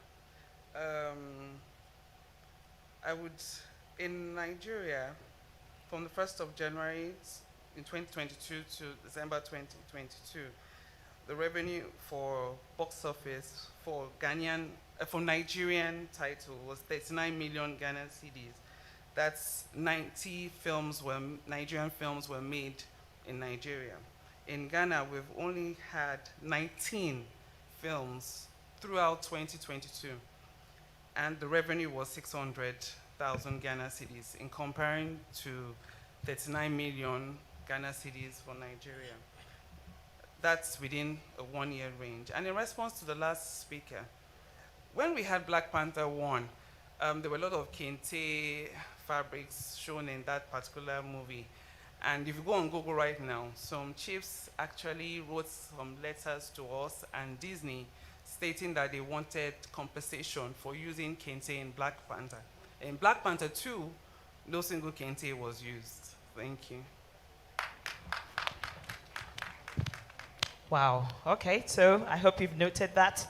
We actually said 3 questions, but we'll just take yours, and that will be the final. Thank you. My name is Caleb Kofi. I'm the National Secretary for Ghana Tourism Federation, Executive Director for Service Excellence Foundation, and I promote customer service advocacy in Ghana. I want to ask all the panelists if they know or they've heard about an institution called Ghana Tourism Federation. Can you just show by hand? You don't? 2 people. I'm grateful. So, listening to the conversation, there is a strong appeal for leadership, and I very much agree. Ghana Tourism Federation also agrees in that. I'm also pleased to say that Ghana Tourism Federation has a very strong partnership collaboration with GTA, and we are also grateful to Mr. Kwesi Ajiman and the Minister. It has been very strong. However, as well, I just want to encourage that under the Ghana Tourism Federation, we have different trade associations, and 3 of them are key to your project in the future, the synergy you talked about, and that is Chefs Association of Ghana. Now, most of the events that you organize, at the end of the day, all the food chains comes around to support it, because you cannot organize events where people will not eat, will not drink, will not have fun. So we are looking at an opportunity where you being the icon, or you guys being the icon as you are projecting tourism to the world, how are you also pulling the private sector along? And we are a private sector institution. So 1, Chefs Association of Ghana are under the Federation. We have the traditional caterers also under the Federation. And so for your information, in the future, as we go along, when you think of organizing your events, the synergy and the leadership you're talking about is not just about Ministry of Tourism or GTA, but we also extended the opportunity to know that we are also there as partners to support you, to collaborate with you, so that together the synergy will be a national synergy, and all of us can share in the national cake and promoting tourism, promoting Africa, and promoting the diaspora as well as we share this opportunity. So that is my contribution in terms of the private sector being available to give you all the support that you need once you reach us as well. Thank you. All right, thank you very much. We are so grateful. You have really made this as interesting as we want it to be. But we had a few questions within the submissions, and we'll start with the last. Fumi Onoma from Silverbird mentioned the fact that the investment in, compared to Nigeria, with what we had in Ghana, was not really the best, and then something has to be done about it. However, she emphasized the fact that because we had traditional rulers speaking up and asking for some kind of benefit, you know, for using the kente, somehow in part 2, they took away anything that had to do with kente because they were not ready to go, you know, into that kind of battle. Do you think it's a win for Ghana or it's a loss? As in the kente situation? Yes. I believe that intellectual property is intellectual property, and once it is a valid claim, it should be looked at as it is. But in this case, kente is from like generations and generations before we were born. In intellectual property, after something, in sampling, after something is over 50 years old, you're free to sample it. Or is it 75 years, right? So if kente is over 400 years old, how is an individual today trying to write to Black Panther, and then now it has cost us further, you know, is it leverage or maybe visibility in such areas or on such projects? So I think it was an unfortunate thing because whoever wrote that letter has no claim, has no grounds whatsoever to say that he created kente, so it needs to be paid. Who is going to collect this right? Because really and truly, the art form or the kente cloth is way too old than how many years you are allowed to claim intellectual property. Thank you very much. So, Afrochella, they asked you a question. I want to chime in with what Samini said. The individuals who actually wrote the letter should have wrote a letter the opposite way. They should have wrote the letter to Black Panther, I think it's Disney, right? Or Marvel, that because they use the kente in the movie, now they want to make merchandise of it. So you're going to say, oh, the kente you saw in Black Panther 1, it's from this place, this place. They should have reversed it and actually can make money off of it. And said, oh, instead of saying, oh, we want something from it, we could actually have benefited from it, from making merchandise from it. Okay, thank you. I want to disagree small with my seniors. I don't think any traditional ruler will write a letter to Disney. I think the letter was written by the Ghana Folklore Board and the National Folklore Board. And if they did it, it's the right thing to do. If they have taken our kente, they should pay for it. They should acknowledge that it is from Ghana. Because it is not just the use of it that makes us proud. It is the correct use of it so that our children's children will benefit of it. And plus, whether it is 100 years old or 3,000 years old, it is Ghanaian, and therefore it must be recognized as such. So, but I know that the National Folklore Board's CEO is here. So if she can speak to it, it will be fine. I think she can clear the air on what happened. So just to add to what you just said, so that you don't take me in the wrong way. Okay. I was saying that if who wrote the letter has the right and is writing to claim, then it makes sense. So if the letter came from the office, and whatever claim is coming to Ghana as a whole and not a certain family, then it's our rights and it's our place to claim. I agree. Okay. I will read law. So I take that all as your final submissions because time is fast spent. Do you want to make a contribution, Nana? Just a little addition that the National Folklore Board has the authority. So not Nananum. Okay. And again, you ask permission, the right permission and the necessary things you need to do. So they were on point. They've not gone wrong, period. And my last thing is about data. Data is a golden thing now in everything. So all our synergy, collaboration, partnership, and all that, we need data to move up. Okay. So your final word for us before we wrap it up. It is also very important for us to work with academia as the Chief of Staff said. Thank you. Thank you very much. Okay, so yes, what she asked about the dance. Usually at the festival we actually have like the culture dancers, but we'll take into consideration what you're saying because usually they're on the ground, but maybe not on the stage. So we'll definitely take in consideration of that, and then we'll have the local dancers also, or the local activities also on the different stages as well. And then one thing I think I want to share with everybody real quick was last week I visited Rwanda, all right? And one thing that I realized, every single place you go to that has free Wi-Fi, the pastor was visit Rwanda now.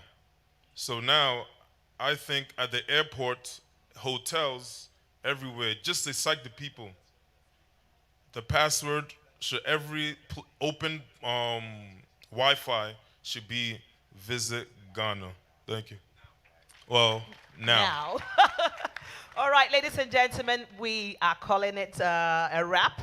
And then the conversation continues on the social media platforms of Ghana Tourism Authority. My name is Ines Tonyi, the host of ETV Ghana's African Women's Voices show. And I'd like to say thank you on behalf of my panelists. Thank you very much.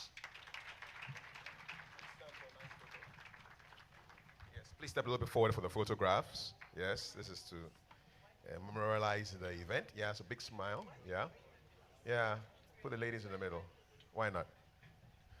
Please confirm that they are smiling. They are smiling. All right, nice. Thank you so much.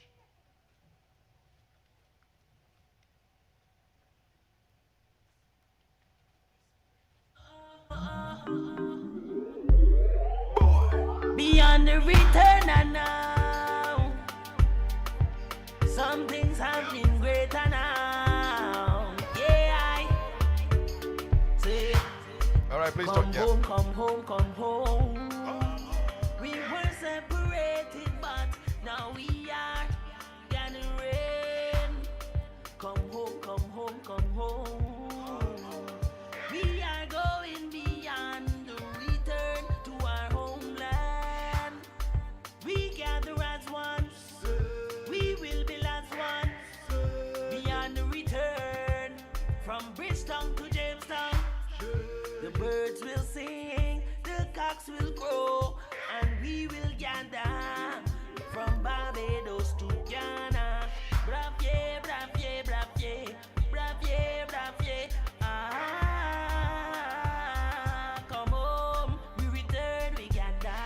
Brave, brave, brave, brave, brave.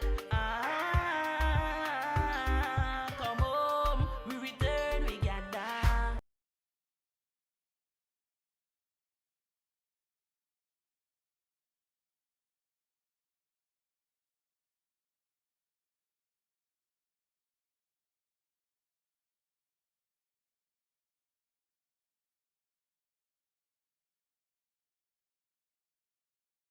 History, last lap to victory. My people come with me to see the skies and touch the sea. Let's get together with open arms. So let's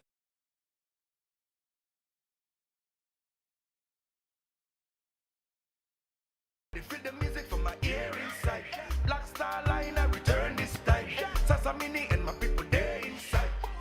And this is where we're from. Definitely, this is where we're from. You can hear the sound of, yeah, that's Samini right there, former panelist, always a singer. And that's a collaboration. That's a three-legged stool. So Samini, Ghana Tourism Authority, and Lead Pipe, who is a big artist in Barbados, and it's a big collabo. Synergy in music, and Samini has been invited to the Crop Over Festival in Barbados. So expect to see some visuals from Barbados in the video that will accompany this music. So Ghana, Barbados, it's just an expression of exactly what we're talking about here, rethinking tourism through music, through art, through culture. I think that deserves a nice Pedrassi round of applause. Thank you. We want to acknowledge the Event Vendors Association of Ghana, led by Mrs. Kate Hassan. And before I bring on the next moderator, who is Mr. George Quay, let's spare a thought for the people who capture the images. You see, because after the events have been done, we've eaten the food prepared by the chefs, who takes the photos? So the people who are taking photos of the sites of Ghana need to be recognized. I'm talking especially about all the photographers, especially manual photography, who is here today and who, out of his own resources, is making sure that we are capturing visuals of Ghana. And as part of our tourism, arts, and culture drive, I think we need to spare a thought for the photographers, then the videographers, all those who are making Ghana visible and visual for all of us. With those words, I'm going to bring onto the stage our next expert moderator. He is a producer director. His new production is A Detective Calls, happening in about 3 days' time on the 3rd and the 4th of June. He moderated expertly yesterday, and he's here to have a conversation on the role of the creative sector in economic growth. Let's bring onto the stage Mr. George Quay.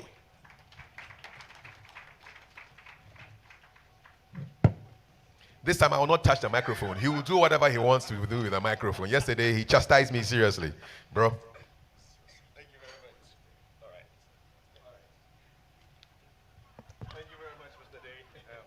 I'm doing it myself. Thank you. Yes.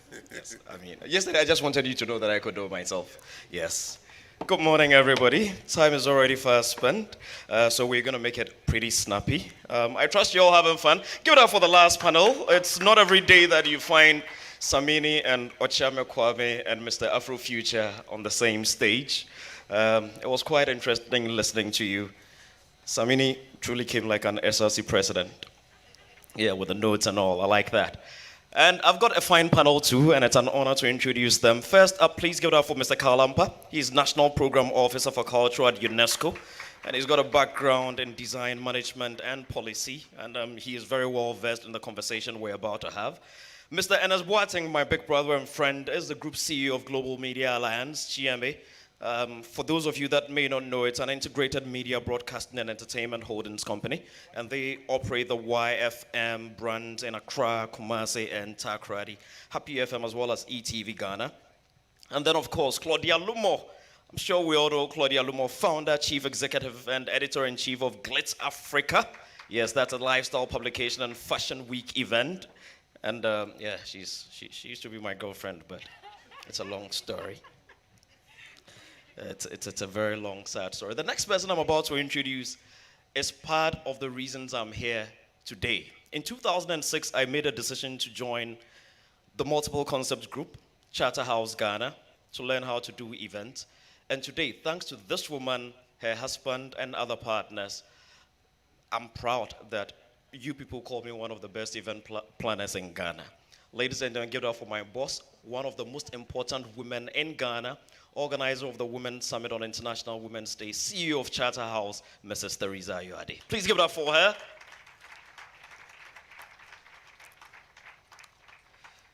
Yes, the next woman that I'm about to bring up is also a very special one. She's the current executive director of the National Theatre of Ghana with over 40 years experience in the arts, including working as a senior program officer for the Minnesota State Arts Board from 2000 to 2012. Please give it up for Amy Apia Frimpong. Please give it up for them. Our conversation is going to be very interesting. You're going to love it. And we'll try to keep it as brief as possible so we can all quickly go for lunch.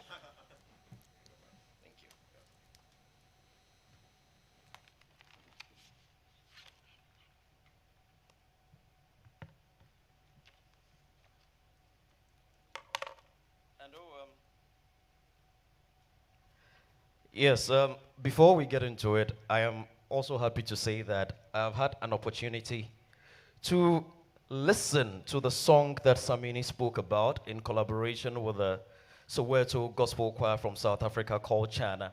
And I dare say that it's probably going to be that song that is going to win Ghana its first Grammy. So Samini, good work on that one. Right, ladies and gentlemen, welcome. And good morning to each and every one of us. Trust we're all doing great. Oh, I can't hear you. I trust we're all doing great, great. That's good. So this is the second panel discussion for today. And, you know, early on we heard about building synergy from Samini and the rest of the team. We are looking at the role of the creative sector in economic growth. The role of the creative sector in economic growth. And we're going to try to make it as snappy as I said earlier. So I'm going to start straight from my boss. Mrs. Teresa Ayoade. And unfortunately, we're not going to do opening remarks or anything because we want to get into it. Teresa, how would you define the creative sector in Ghana, and what would you say are some of its key components or industries? So, good morning, Honorable Chief of Staff, and all members present.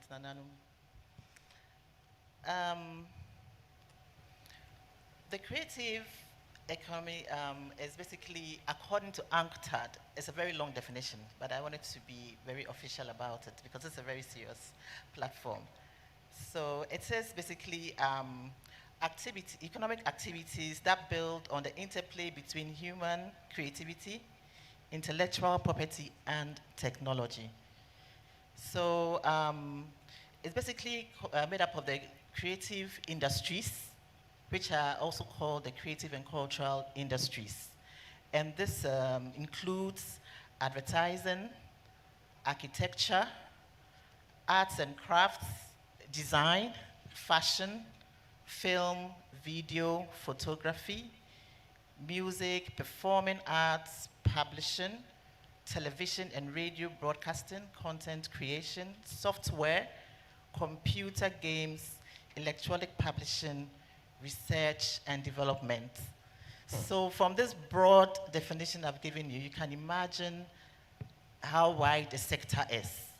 So that is in short what the creative economy is about. That is what the creative economy is about. Pretty broad, if you ask me. Then it means there are people in this economy that do not even know they belong to the economy. Yes. So I needed to be very deliberate about that. That's quite interesting. Yes. That is very interesting. So before I move on from you, what would you say are the specific contributions this sector makes to Ghana's economy, and how would you say it's evolved over the years? First of all, to be able to evaluate its economic contribution, you must understand the commercial value of the sector. And the commercial value of the industry is basically the entire value chain of all the industries I have mentioned. So if you think of the film industry, the entire value chain of the film industry falls under the creative sector. The entire value chain of the fashion industry falls under the creative sector. The entire value chain of television, radio, media, advertising, all the sectors I mentioned earlier, that can we make to the economy. So all companies, all industries, all careers, all professions, all workers employed under that sector are contributing to the economic value of the country and contributing to GDP. I know UNESCO will probably have the statistics of exactly how much we contribute, but I know for a fact that the statistics will be very general because there is actually a lack of data in our industry. So that's one of our biggest challenges, to be able to actually pinpoint the full value of the creative economy in terms of what it brings to, what it contributes to GDP in Ghana. But I think I went online to do some research, and the data I was getting was so far dated, 2010, 2011. So we don't have exact current data. But I think the UNESCO gentleman, Mr. Kalampa, will be able to give us some more information on the statistics. But broadly, just to give you the broad understanding of the impact that we contribute, the impact we make on the economy and what we contribute to the economy, I just wanted to enunciate that the entire value chain of the creative sector, as I've announced, is what is the contributor to the economic. That is deep. So now that we've established that, let us move forward to look at some of the major challenges confronting the industry, because it is out of conversations like this that we can foster growth and development. Let me come to you, Claudia. In your view, what would you reckon are some of the major challenges or barriers that hinder growth and sustainability of the creative sector in Ghana? Thank you very much, George. Thank everyone for having me here. I would say, before I even say challenges, I would say that we have seen significant improvements in our creative industry in terms of the content that are being produced. When it comes to the fashion industry, which I'm a key stakeholder, when it comes to music, movies, and everything, I have seen the last 10 years a huge improvement. And when it comes from government as well, I would say huge, because it's clearly that our leaders and our president is very passionate about the industry. I was saying to somebody that when our honorable minister, he was a minister for business development. When he was moved to tourism that day, I said, wow, this shows the leadership and the direction of our presidency, because it means that tourism, they see tourism as business. And for that reason, they're bringing somebody who understands business to tourism. So for me, that was a huge, clearly to tell us that we have leadership that's passionate about this industry. And for Ghana, we should be very proud of it as an industry. But for challenges, I would say innovation for me is a challenge, because I mentor a lot of young people, and I see how they are they are in a hurry to do well and to see the final product. But how authentic are we being with the content we are putting out there? Authentic in terms of music that we are producing. I want to be able to hear the music they're playing today in 20 years' time. I want my daughter, my children, my son to listen to this music 15, 20 years and still be proud that it came from Ghana. Is that a kind of content we're producing? How authentic are we being in terms of our movies? So for me, as somebody who sits at the back, I'm a business person when it comes to creative industry. You know, I'm the person that stands with corporate institutions and pitch, present proposals. Yeah. And we are constantly being asked, why do I have to put money to produce your fashion event? Why do I have to put money to produce this? Because they don't see maybe how authentic we are with our content. So that's one of the challenges I see, that we're doing fantastic, but we need to work on our originality as creative people. And another thing as well that we all know, I mean, we all say, we all cry about this, is funding. I believe, again, the industry and leadership has given us some funding when it comes to creative economy. I was one of them that applied for it. It was very stressful, the whole process, but I believed in it, and I went for it, and I got some support. And I believe some of us did as well. Those who were able to provide, pitch your business in the right way to them, we get some sort of support. So I think that, but there's still a lot of support that we need when it comes to funding. And not just government funding, I'm talking about funding in terms of corporate people. Because if you look at the UK, 64 billion of their exports come from creative industry. So it's a big thing for them. That's the reason why Vodafone will headline London Fashion Week. So it's not the UK government that's doing that. So I think the onus is on our corporate institution as well to see the relevance and the impact of our creative industry. This industry is an industry where a country that a lot of people are coming out of school, and we can't put them in business, and corporate institutions cannot absorb them. And there are people who are just going into fashion, music, poetry, all of that. And who is ready to support them? Who is ready to fund all of it? And creativity dies. We're all in it. Creativity dies if you're not getting the support you're getting. So I think that's something that we have to really look at. And corporate Ghana is what I'm preaching and I'm talking to, because I genuinely believe that leadership and government and the ministry, they're doing their best. But I really believe that it's time the corporate institution see it, because it started. I've seen Samini, some of them EcoBank, using some of our creative people, and it's interesting. Enterprise, I've seen them using Kofi Kinata. So they're investing into it. But I think it's an example for creative corporate people to see that and support all of those things. We also might want some sort of tax relief. Because as an event producer, and Teresa will bear with me, we put so much energy and suffering into producing the event that we produce, and especially that we know that we're not getting support from corporate. And by the time you get there, 90%, I don't know, but for Fashion Week and the event we do, Ghana Women of the Year honors, and all the summit we do for female CEOs, 90% of our guests are invitation. But then as soon as you come out, you get VAT there trying to see where they can tax you and all of that. And sometimes it's a little, we're pushing this with little or no support. So maybe it's something that we can also look into. So I think these are some of the few things. And then developing our skills, I guess. Skills development. Very interesting points there. I like that last one. The one before the skills development. Oh, no. Yeah, the last one before the skill development one is very important. Let me move to my big brother, Ernest. Ernest, we've had a lot of collaboration. Even in Claudia's presentation, she did mention collaboration. Now, how can the creative sector collaborate with other sectors, including tourism, technology, education, to maximize its impact on economic growth? Thank you, and I stand on all protocols previously observed. let me add to or continue from where Claudia left it. I think in this industry, one of the biggest complaints is funding and how to sustain your business. Yeah. Now, my country manager, Fumi, made an interesting point. I serve on the board of, I'm the board chairman of Silverbird, so Yeah. I see, have access to all the numbers. And, she gave me some interesting statistics. 600,000 from movies that were exhibited at Silverbird.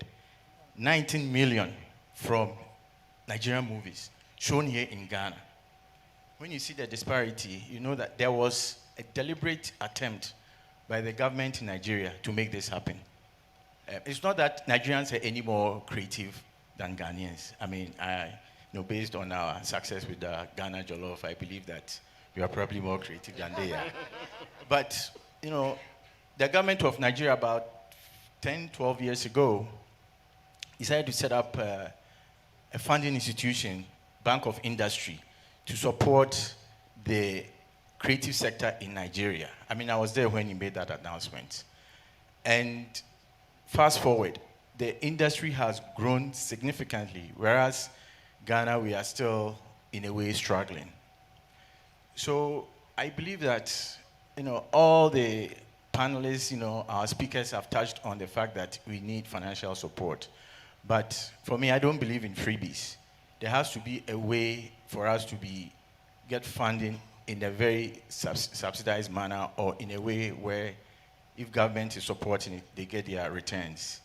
And so I think government has to devise ways, maybe go with the Bank of Industry model where it's not free, it's low interest rates, and then make sure that the industry booms. And to even touch on that, what is happening is that, again, the likes of Netflix and some of these other streaming services, they are investing heavily in places like Nigeria because of how their movies are made and how the quality. And in Ghana, I mean, if you do a movie, I see no reason why you have to go all the way to South Africa sometimes to go and master your movie or get the right product out. If there's a right investment in this market, we don't have to go outside to go and shoot, to go and master our content, and there's no point in that. Now, when it comes to other collaborations, Dubai, India, South Africa, and other places have really advanced their tourism, primarily through, let's say, healthcare as an example. There's healthcare tourism. So you have a problem, if you know that you can get very good services, then you bring along your family, and whilst you're getting treatment, you are also, your family gets the opportunity to tour the place. Ghana has a lot of rich cultural sites. However, when it comes to coming in, people come in and enjoy their Afrocheles and their Afro Nations without even going to, let's say, a Bonre or other places, Monkey Sanctuary and some of these other places. And it's there. So if we have a way to hook people into the country, then obviously they will also look at touring some of our local destinations instead of making Accra the stop shop, if you will. So I think, I don't want to be too long. I have a lot of collaborative Yes. I'm sure we'll take ideas. some questions too. So I'm sure when the questions do come in, we can elaborate a bit better. I'm going to be moving to Amy shortly, but before then, Carl, what role can education and skill development play in nurturing and empowering the next generation of creative talent in Ghana? Okay, education is really, really important in the sense that you might have the skill, but up to a certain level, the skill cannot take you to that next level that you're talking about. So education and skills building is really, really important. So I would suggest that if it's possible, the ministry, the parent ministry conducts some kind of a needs assessment of all the individual subsectors within the creative sector. As has already been mentioned, we have the fashion, we have the music, we even have literature, which we didn't talk about, the cultural tourism, all of them, and find out their particular needs. Once you do that, we're going to find out the needs as far as education is concerned. Then we can target and build the skills so that they can move from that level. Other than that, it will just be talent up to a certain point, and then you can move any higher. Interesting. All right. We'll talk a bit more on that. Yes, and I just wanted to add a little bit more. In the education, now we've been pushing the idea of STEM, which is really good, but we should be now considering STEAM, which adds the arts into the center of it and holds everything together. It's STEAM, not STEM. That is very important. Thank you very much. Now, let me come to Amy. Amy, I mean, you served on the Minnesota, in Minnesota on a board for 12 years. So what would you say are some of the successful examples or best practices that from other countries or even other regions that Ghana can learn from in harnessing the economic potential of the creative sector? So the first thing I want to say is, don't evaluate events by the success at the gate. Because what funders do is they look at the value chain, the one Teresa talked about, and looked at who else is being supported, because there are indirect benefits to one event. So you'll get funders looking at saying, okay, we are going to give you $1,000, but in return, we want you, whatever program you're doing, we expect you to bring 100,000 people in. And it's because they know that the 100,000 is going to support multiple areas, clothing, hair, snacks, hotels. So they are not looking at what you are getting at the box office, but more about the impact of the value chain. In Minnesota, they did an economic impact study and found that for every dollar spent on the arts, they got $11 in return. Yesterday, I heard the tourism numbers. It was $1 and $3 in return. Yep. For the arts, it's $11, and annually generates $20 billion. You know, so what the state did was they actually tripled the budget for arts and culture, and created different funding opportunities across the state for everyone to have access to. So it's important for us, I think, to look at what we are able to do, the different jobs that come out of that, because yesterday I used this as an example. There are sound technicians here who are not on anyone's payroll.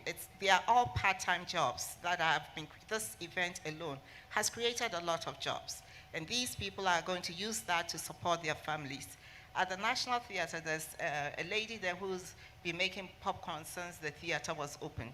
30 years. She's used that industry to take care of her children, you know. So it may seem very little, but it is very impactful, and we need to look at that. After COVID, Senator Chuck Schumer put in a bill for funding to save the stages, because he discovered that all the Broadway houses were closed. And because of that, New York was suffering economically. So he needed to support them to open up so that the city will benefit from it. We are very small, but we're very powerful. And I want to end by saying, I don't know, I don't want to date myself, but if you all remember BASF, they used to make the audio cassettes. And what they kept saying is, BASF, we're not big, we only make the things that you do better. That is what the arts do, and we do it at all levels. If you look at a program like Concert Party caters for a population of the people who are outside Accra, who have no access to entertainment. But you meet people and they say, oh, I remember when I was a young person, when my brothers were going, they would tell me not to go because it's in the next village. People go there. It's been known to increase enrollment, school enrollment. It changes societies. So let's take advantage of all the opportunities that the arts can offer. Thank you. I like what you said. New York was nearly shut down because Broadway was closed. Let's think about that for a minute. I was having a conversation with a friend of mine yesterday, and I was saying, look, this entire conversation we're having, imagine in December, no theaters were open, no auditoriums were open, no sound suppliers were working, no light suppliers were working, no audiovisual people were working, everything. What would come of December in GH? Let's just think about that. Let's imagine we woke up tomorrow and TVs are not working. Nothing. There's no entertainment. There is nothing. There's nothing to engage you. There are no poets. No. Even the newspapers are not working. Would life be possible? Would life be possible? Yes, yes, and we're about to take questions. So if you have any questions while at that, you can put your hands up. George, it was very clear when COVID was at its height. Exactly. Everything was shut down. Even the museums, the festivals, the places where people would go for things like that. And we saw how life was. And really, the only thing that kept people going, again, was the culture and the creativity of people. So we could see things online when culture moved online with creative people. So this is very important. This is part of our lives, and we need to make sure that we invest so that it also gives us the returns that we want. Yes, if there are any questions, we'd like to take them. Yes. Oh, Mommy. George, can I add to what Carl said? Oh, yeah, Mommy, we're coming to you shortly. Okay, so yes. I think going back to COVID, creativity played a role, and I think that's what Claudia talked about. In certain jurisdictions, people were partying online. Yeah. So they harness technology. Yes. And some of this technology has come to stay. I mean, if you go to Korea, there are massive parties, and there are no artists there. Everything is being done on the screen. So again, we need to tap into technology. We need to be very creative, and I think that's something that we have to encourage people to do. Great. Let's go to Mami Sutherland. Ma'am, please talk to us. Thank you very much, Madam Chief of Staff. Thank you very much for being here with us. I'm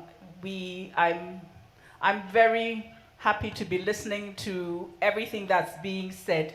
I want to just add a couple of things. One is that those of us here must not act like the extractive industries. We shouldn't be extracting from the culture, but we should be investing in it, which means that we need to go to the people and be with them. I don't know how many people know what an entire festival is about. What reasons do they have? How do they do it? Do we really understand the whys and the reasoning? We call people to come and dance. Do we know what the dance is about, or do we just get them to dance just for the optics?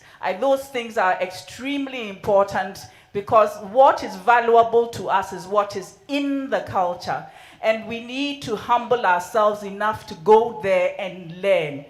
And I'm talking also to the policymakers, go to the rehearsals, go to the festival, sit down there and see what it is that the people are really about. And we are losing a lot. Even our chiefs are forgetting what the culture is about. So there's a transmission problem that we have to deal with, and I'm just saying it's not one of these sexy things, but it's something that we have to do. The second thing I want to say is that a lot has been done before, and I don't mind showing my age, as Amy was saying she didn't want to be dated, and I'm not pandering to Sankofaism, but I really think that there's so much work that has been done. The NDPC has done a lot of work about how you mainstream culture and tourism into the economy, and I really hope that we will go and take that work that has been done. Also appreciating the work that individuals are doing, that the sector outside of government is doing, the private sector. I think we need to acknowledge people who are really out there pushing things, because as everybody says, we've been working in silos, and this is a real problem. Let me end with two things. One is to say that, as you've been seeing on the screen, we've had Panafest in Ghana for 31 years. We need to acknowledge the things that we have done that have resonated outside this country. Secondly, people coming from outside the country know a lot about us. So when we sound hollow and we sound as if we're just putting things on for them without being able to show the depths and the meaning, we need to learn it ourselves, so that any of us can stand up and speak for any of the things that are going on. The last thing I'm saying is that I believe that there are all kinds of people and products out there. One of the areas is our writers who are out there marketing Ghana, have done it for years. And if I would like to plead with all of us that we stand up as a moment of silence for Professor Amata Edu, who just died this morning. Thank you very much. May we please stand up?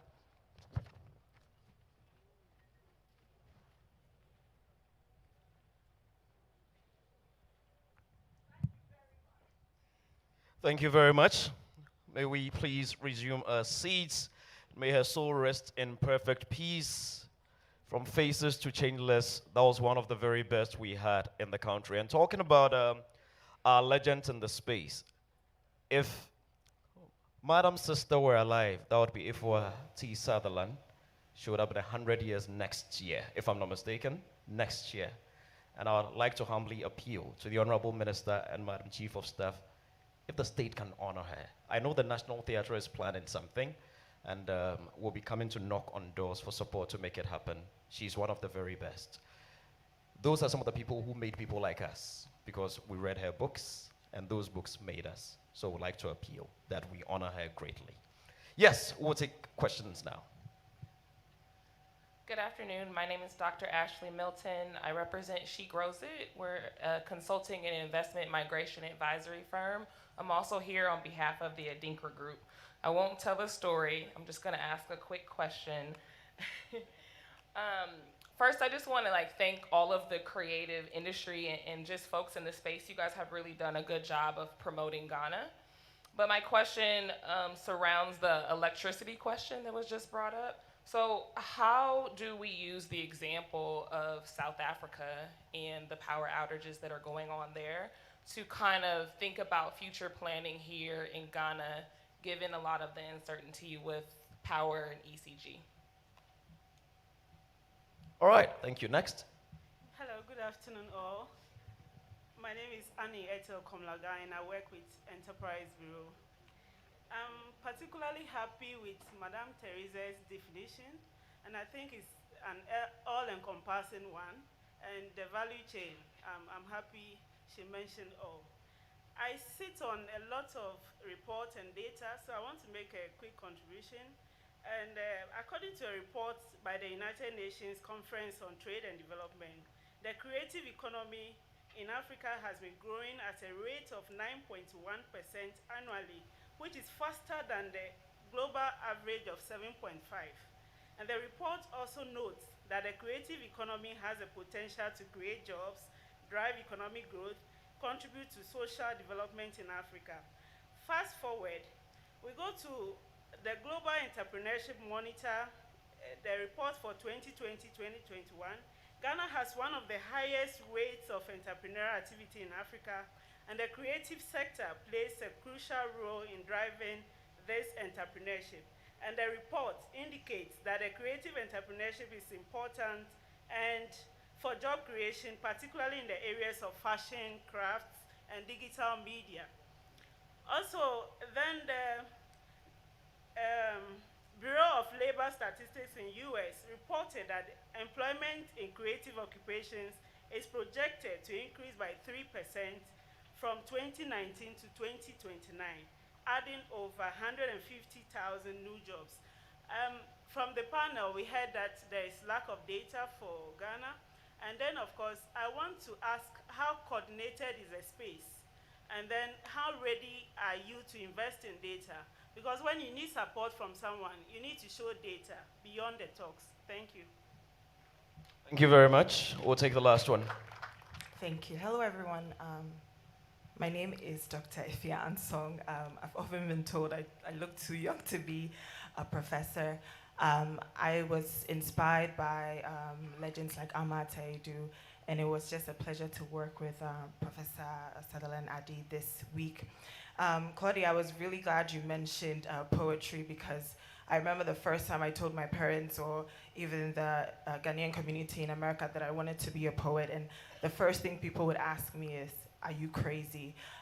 But storytelling is what propels the narrative, the authentic African woman, who we are. So I'm wondering about ways in which we can streamline funding. I recently started the Edinkra Poetry Prize, and I got a one-time grant to be able to support Ghanaian poets, but I need more money to do this on the long term. And now that we've lost Ama Taidu, what are we doing as a community to make sure that we raise more Ghanaian African women storytellers? Thank you. Thank you very much. I don't know who wants to, it's random. I don't know who would like to go first. Oh, Claudia, yeah. Which one would you want to speak to? Okay, I would say something slightly about the power. Okay, great. And so I think her question was, I'm not sure, but I don't think we really spoke about ECG here. No, I don't recall. But I will take you from what it was. Because power affects everything. The impact it makes, like on creative industry, power impacts everything that everybody do, our daily lives. And the same way, in the creative industry as well, when there's no power, it impacts everything. It impacts theater work, it impacts studio work, it impacts designers who are making clothes. But what I would say is, we have seen probably the best power the country has ever enjoyed in a couple of years. We have seen improvement. We have seen digitization that's been happening in this industry. And it all goes to show where Ghana is heading towards for me. So I am proud as a Ghanaian to see the improvement that we've had in our energy sector, in our power sector, because we all saw what happened when we didn't have power and the impact that it had on my business, the cost of generator to me, that I am not having to do that as a young business. So I think that the impact is quite clear for us as creative industry, and everybody, we're all seeing the impact on our work. All I would say is, to people like that produce content like Afrochella and all of that, before I forget, I think producers, which include myself, because we're event producers, is we need to start being very intentional with the content, bringing culture as part of the content we're producing. Because somebody asked a question in terms of adding kete and all of that to music. How about we're opening our concert and the dance, it's a modern way of infusing culture, kete and all of that. So we're giving them something to go back and not just Burna Boy that sang, not just this person that sang, because that's what they're taking back. And also maybe a video content that shows them where the museums are, where all of these things. So maybe we have to be extremely intentional with the way we're producing content, especially when we have diasporans around. And the only thing Ghana is known for is not the fact that we have great concerts, but we're being known for the fact that we have great museums, we have great kente fabric. Look at our beautiful culture, our kids and our, sitting in front of us, how rich our fabric and everything is. So it's all of us, to us as producers, to be very intentional with culture. Solid, thank you. Ernest? Carl. Okay, let's go to Ernest. All right, let me touch on the power issue briefly. I mean, I don't think that should be a reason why. Yes, I understand that our power rates are extremely expensive, but if you look at South Africa, life goes on. If you look at Nigeria, where probably they have the worst power crisis, no disrespect to Nigerians, but they are still creating content, and their sales are going up. So to say that the power is the reason why we are not able to expand our space, for me, I don't buy it. Yes, it's a problem, but that shouldn't stop us from being creative, no pun intended here, and also churning out good content. Now, when it comes to support for things like poetry and classics, I don't know what the tax incentives are here, but if you look at, let's say, America and some of these other places, there's a lot of incentive for corporate. So you look at Carnegie Mellon Foundation, Rockefeller Foundation, all these natural Midlands and all those. They have monies earmarked to support the creative sector and certain areas in the creative sector. So if it's poetry, they have a lot of money. So people can tap into it. Yes, poetry may not be the most interesting or the most lucrative, but it adds to our life. It enriches our life. And because the financial or commercial aspects may not be realized immediately, you have such institutions coming in to support it. So again, I don't know what the tax incentives are here, but I know in the US they get significant incentives to support the arts. Thank you. Tax incentives, dear, it's very, very, very important. George, I'd like to Yes, Teresa. touch on that bit, the tax incentives. Yes. When Claudia was speaking earlier, she mentioned about some of the challenges that we will face as a creative sector. And I'd like to go back to that. Yeah. Because when we have our chief of staff sitting here and our minister, we have to go deep. It's important. So, very important. So I have here a list of challenges which I would want to enumerate. One, I think Carl mentioned something about lack of data. We really need to come up with a way to capture data for our sector, because the data would actually inform policy. And we need a lot of policies to drive our sector. We need film policies. I know we have some policies in existence. I think my challenge is implementation. I know the new creative bill has been passed. We need to work together with all the stakeholders in the industry to really see to the effective implementation of those policies, because I believe that if those policies are really implemented, we will begin to see more an escalation in the growth of the industry. I think Claudia mentioned that we have already seen a huge growth over the past years. And with the implementation of the policies, I believe that we'll see further growth. So we have that, and then we have the funding. Funding is very important for the arts. Currently, a lot of the cultural industries are funded by corporates, and that has dwindled, especially with the effect of COVID. So if you notice, there are few events happening nowadays and few cultural activities happening nowadays.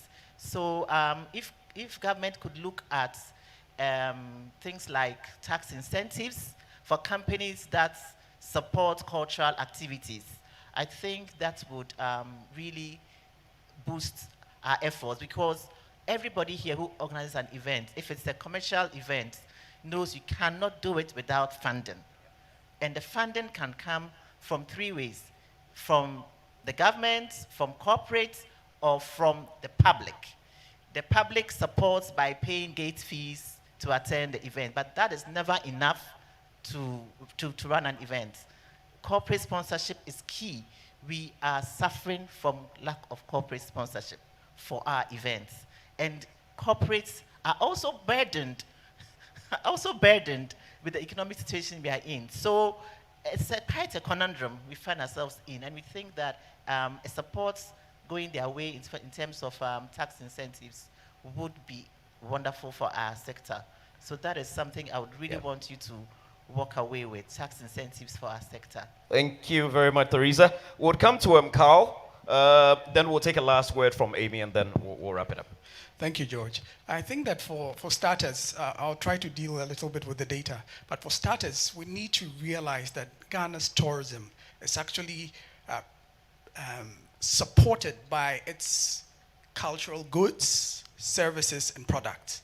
We take this away, Ghana's tourism would actually wobble. So with that kind of understanding, if you're even a business person, that you're going to support the tourism sector, you know where to go to prop it up and make it viable. And I did mention something on education initially. Even the financial institutions usually don't understand the creative sector. So if they want to give out loans, they're hesitant. But it means that people in that sector have to learn. They have to understand how the sector works to be able to provide the necessary investment to generate the returns that we all want. I'll just put out a few of the statistics. In 2010, UNESCO did some work in Ghana, but it is dated, so I don't think it's really the greatest.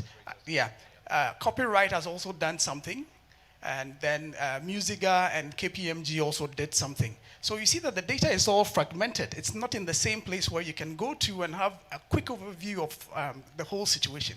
That is what we are asking for, and it has to be current. So that if I'm an investor and I'm coming, I know that if I want to go into the fashion industry, these are the needs. This is where I go to, this is where I can invest and get a return on investment.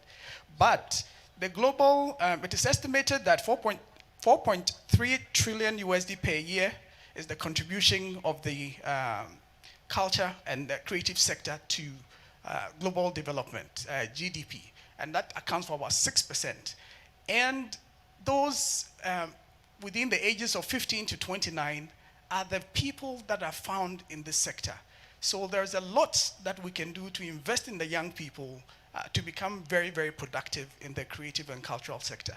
I think I will just leave it here. Yeah, that's great. But Thank you there's a very lot more much. we can talk about later. Thank you very much. Let's take the last word from Amy. Okay, so oftentimes when we come, we talk about what we don't have, and we focus on different things. But I want to share an idea, and it's around our festivals. Right now, we are focused on December and all the activities in December, but we have festivals throughout the year.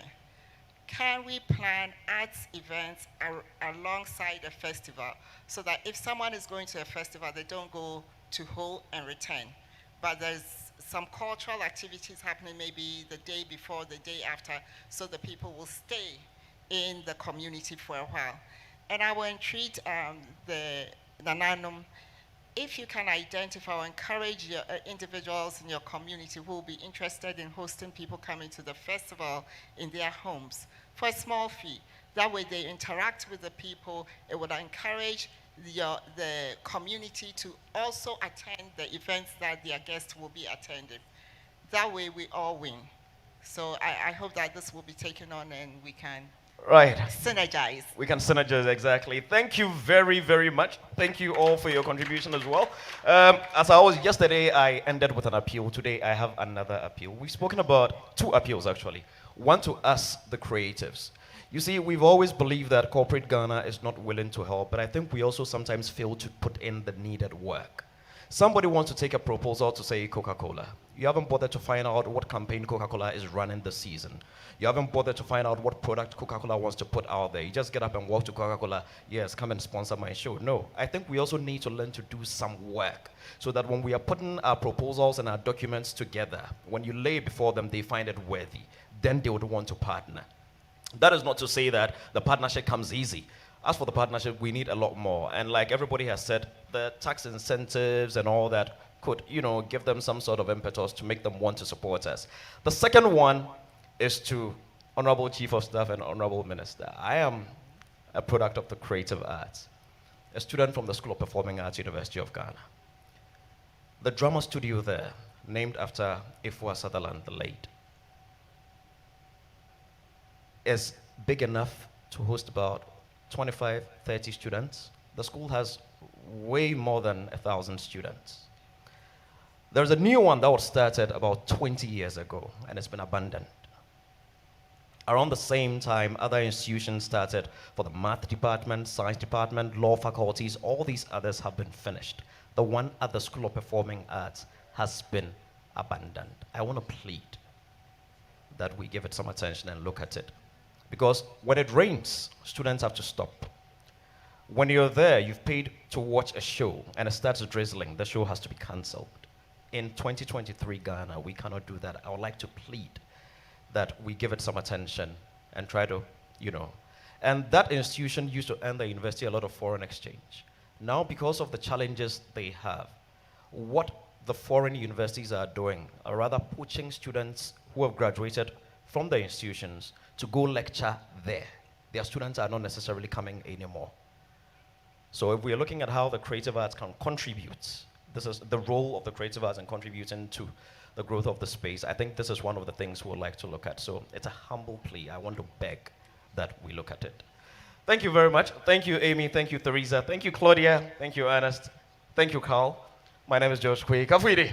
Thank you, George. Thank you very much. Please stand up for your photo, and then I will respectfully ask the Chief of Staff and the Minister to join them for this photo. The last panel, please get ready so that you can take a photo with the Chief of Staff before she has to depart. So the last panel, Aisha and your team, please come forward quickly. So while we're here, we can make use of the time. Same way George made use of his time to make appeals. I'm also making use of the Chief of Staff's time here to take the second. So the second panel, please make your way up. When this panel departs, the second panel will join. They will sit down. Aisha will introduce them, and then we are good to go.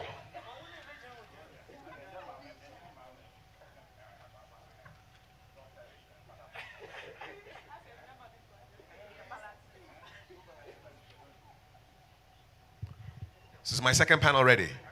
Yes, you will join them as soon as they exit, all right? So, Madam Chief of Staff, Minister, Deputy Minister, CEO, please stay when they go, and then the second panel will join you so they can take the photos right now. We're good? We're good. So please, a second panel, please replace them quickly. First panel, you can step off, or second panel, third panel, last panel. Please join them for the quick photo, and then we'll have our discussion. So, John, thanks.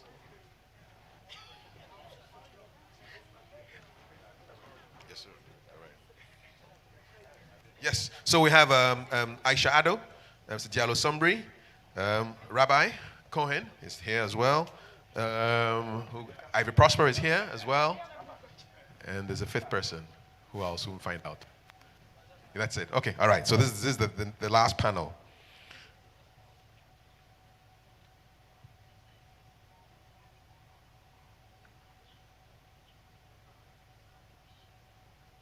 I don't see their teeth, man. I don't see their teeth.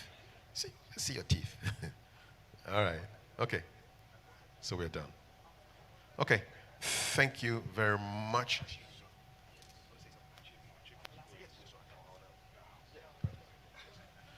So the Chief of Staff is respectfully asking permission to exit. She has to leave right now, so we'll kindly make way for her to leave. Can we have the Yenara Assassini, please? Yenara Assassini. All right, we started with it, we'll end with it. So she's going to leave, and then we'll continue with the third panel. Yenara Assassini, please.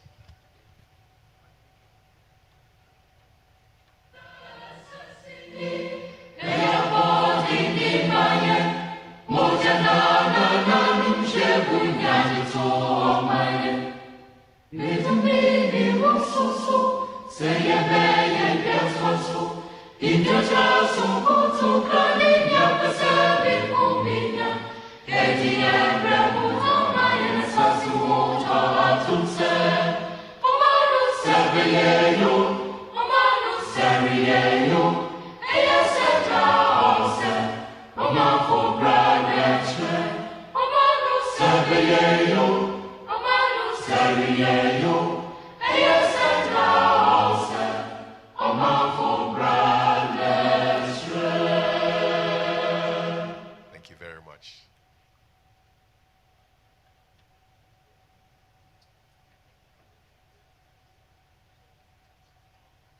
So the Chief of Staff is exiting, she's leaving us.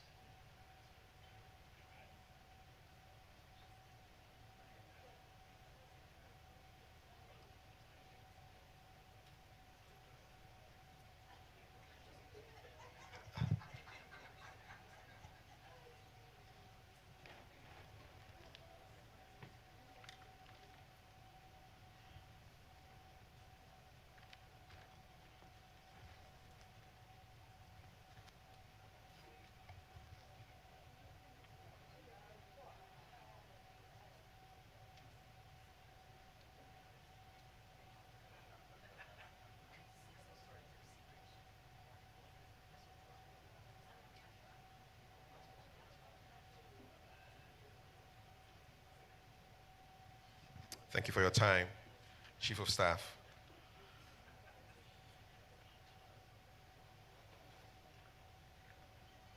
The Honorable Akusia Frema Osei Opari.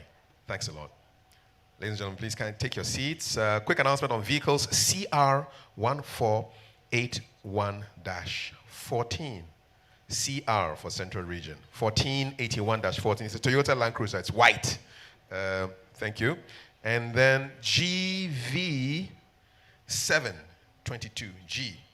G for Gushegu, V for Volta. GV 7-22. Please move your vehicles. Shout outs to Mr. Rocky Dawuni, who's here with us. One love. All right. And so the next moderator, this is the hardest one because people are thinking about lunch, but I know she'll do a good job and you will support her.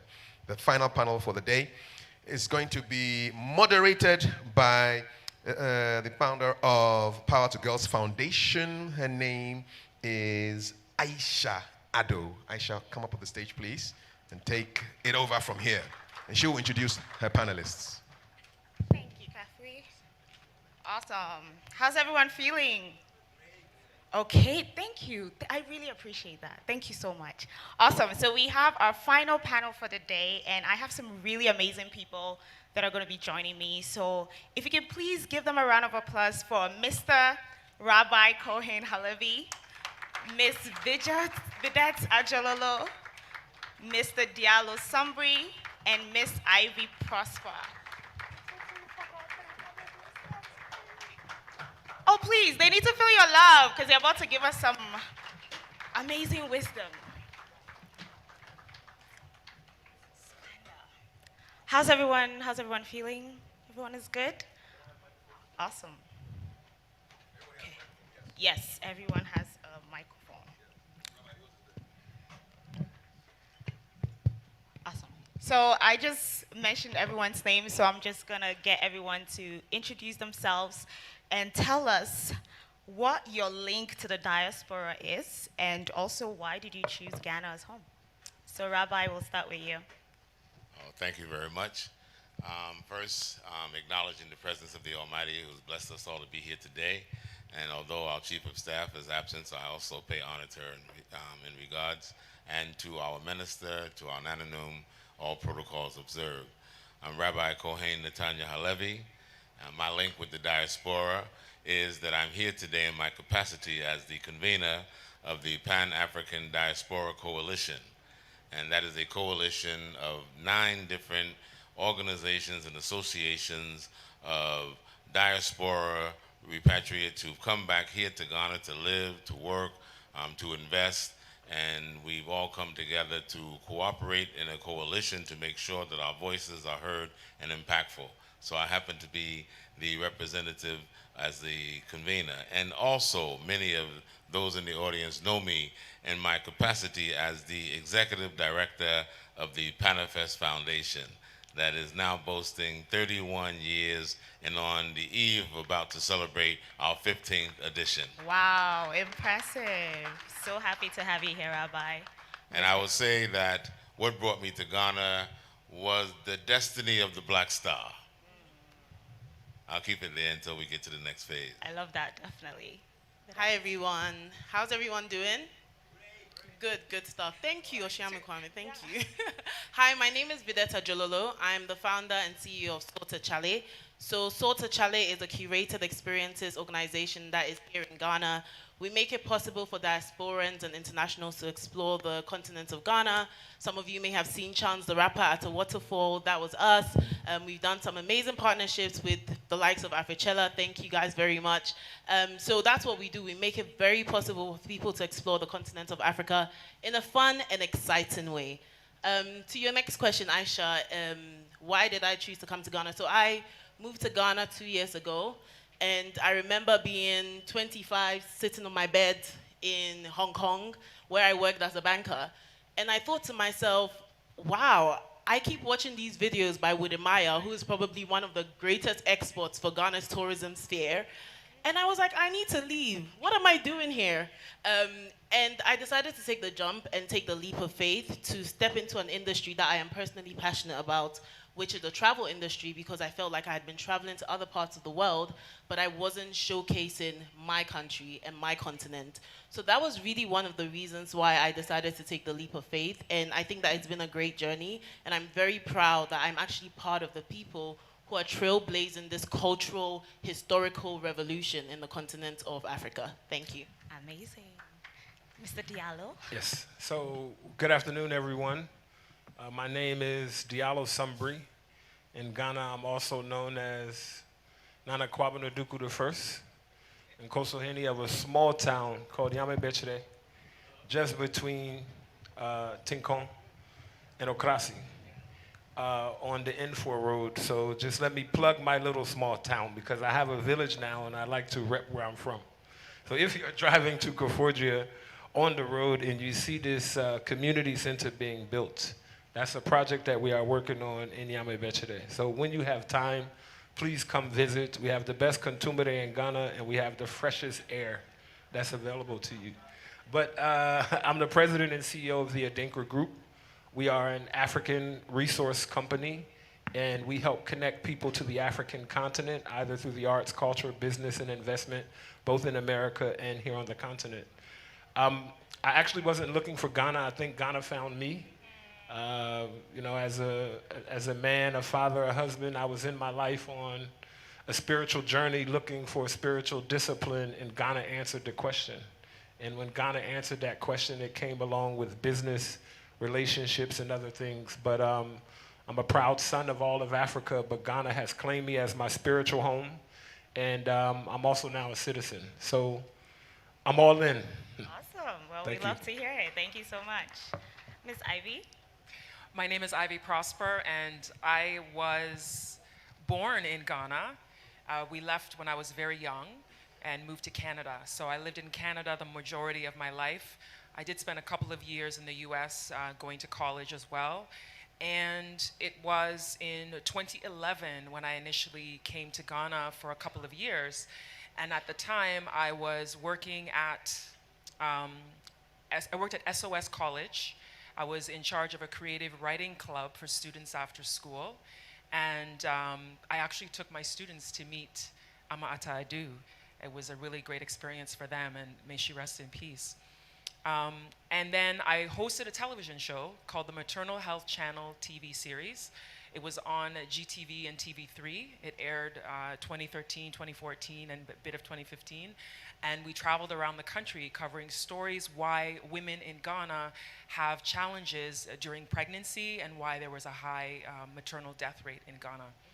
So those 2 years experience, when my contract ended and I went back to Canada, I constantly was thinking about Ghana. Like, I was thinking, you know, it wasn't so bad there. It was, you know, I felt like there was something that I was contributing and I could certainly come back and do something. So it was in 2016 when I left the job I was working and made the decision to come to Ghana. Like, I sold things and then I shipped most of my stuff and then moved here. And so I have experience working in documentary film production. And then now I'm the social media manager of Ghana's Beyond the Return, formerly Year of Return campaigns under the Ghana Tourism Authority. And that's my journey to Ghana. And right now I'm fulfilling a purpose. I also create content on YouTube promoting Ghana to the world. And I've had so many people tell me that they moved to this country after watching some of my videos and also reading my book, Your Essential Guide on Moving to Ghana. Wow, can we please give them a round of applause? We have a really intense panel here, and I'm really excited to hear a bit more about some of the things that you've all been working on. So Rabbi, I would love to start with you. You've been in Ghana for over 29 years. What would you describe in terms of like the historical connection between Ghana and the diaspora, and what are some of the lessons that you have taken from that experience that you would share with others that are interested in potentially moving back or investing in Ghana? Thank you very much, and very good question. The historical connection, I think, it goes way before Ghana itself. The historical connection is that the diaspora, which now is estimated to be over 350 million Africans that originated from the continent of Africa over a period of 400 years, is actually dates back as far as the first Africans leaving this continent by virtue of the North Atlantic slave trade, and certainly have never really given up the heart and the soul of the identification with Mother Africa. So there's definitely a historical reference that goes far beyond the time that we have here today to explore. So let me begin with at least Ghana. From Ghana's inception, we see, as I mentioned, the Black Star being a part of the destiny to call me back home here. Africans in the diaspora have been inspired and involved with Ghana since its independence. And so the historical fact that Ghana has more of the forts and dungeons along its coast than any other nation on the west coast of Africa says that millions of Africans actually exited from this continent via what was known as the former Gold Coast and Ghana. So as we witnessed a few years back with the Year of Return, and now in Beyond the Return, it resonated so much because it had historical content. It was easy to connect to that vision.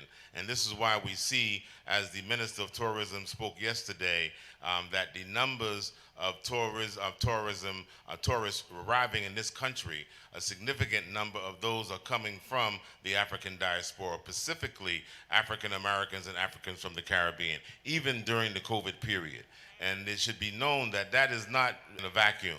Not only is it something that we see as a result of the investment in the year of return and the vision of this government in the year of return and beyond the return, but Ghana, since its inception, as I said, with its first Prime Minister, President, Asajifo Dr. Kwame Nkrumah, I would say throughout the history of the Fourth Republic here in Ghana since 1992, which is the birth year of Panafest, and Panafest itself started off with its first theme was reuniting the African family and the reemergence of African civilization, because Ghana saw at that time, when it didn't have the confidence of foreign investors, that its natural partner was the diaspora. And if it can put together a program to invite the diaspora to come back and invest in Mother Africa, it can benefit the dividends from that. And so following that, we see in 1992, Panafest was initiated, 1998, Emancipation Day was initiated, 2007, the Joseph Project was thought of. We see 2019, the year of return, and now a decade dedicated to beyond the return. These are years, even decades of investment in the diaspora, so we see that that investment is not in vain, it is paying off, and the statistics are there to prove that.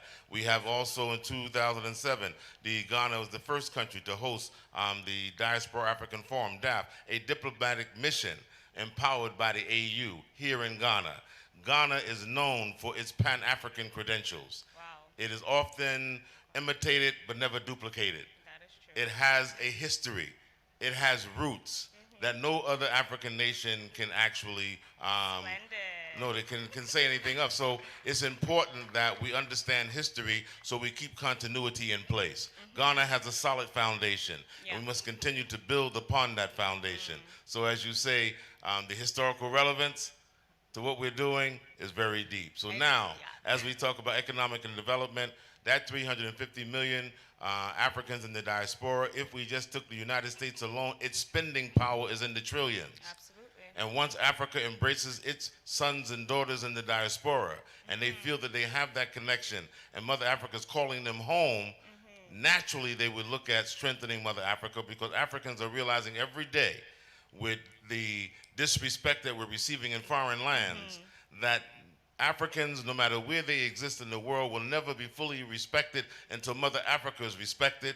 And once Ghana has taken that lead to invite Africans back home, to tour, to invest, and even to live, we will see that they will get that message that Mother Africa is calling her sons and daughters home.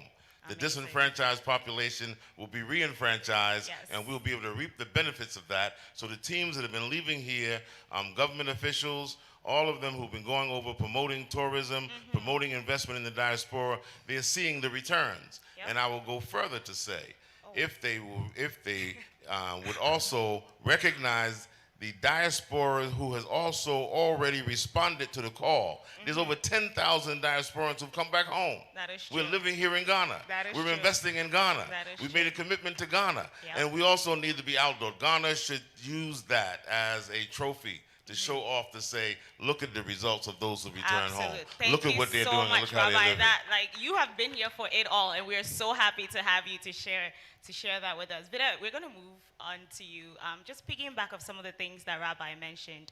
How do you think the diaspora can contribute to building local capacities and transferring that knowledge to foster economic growth?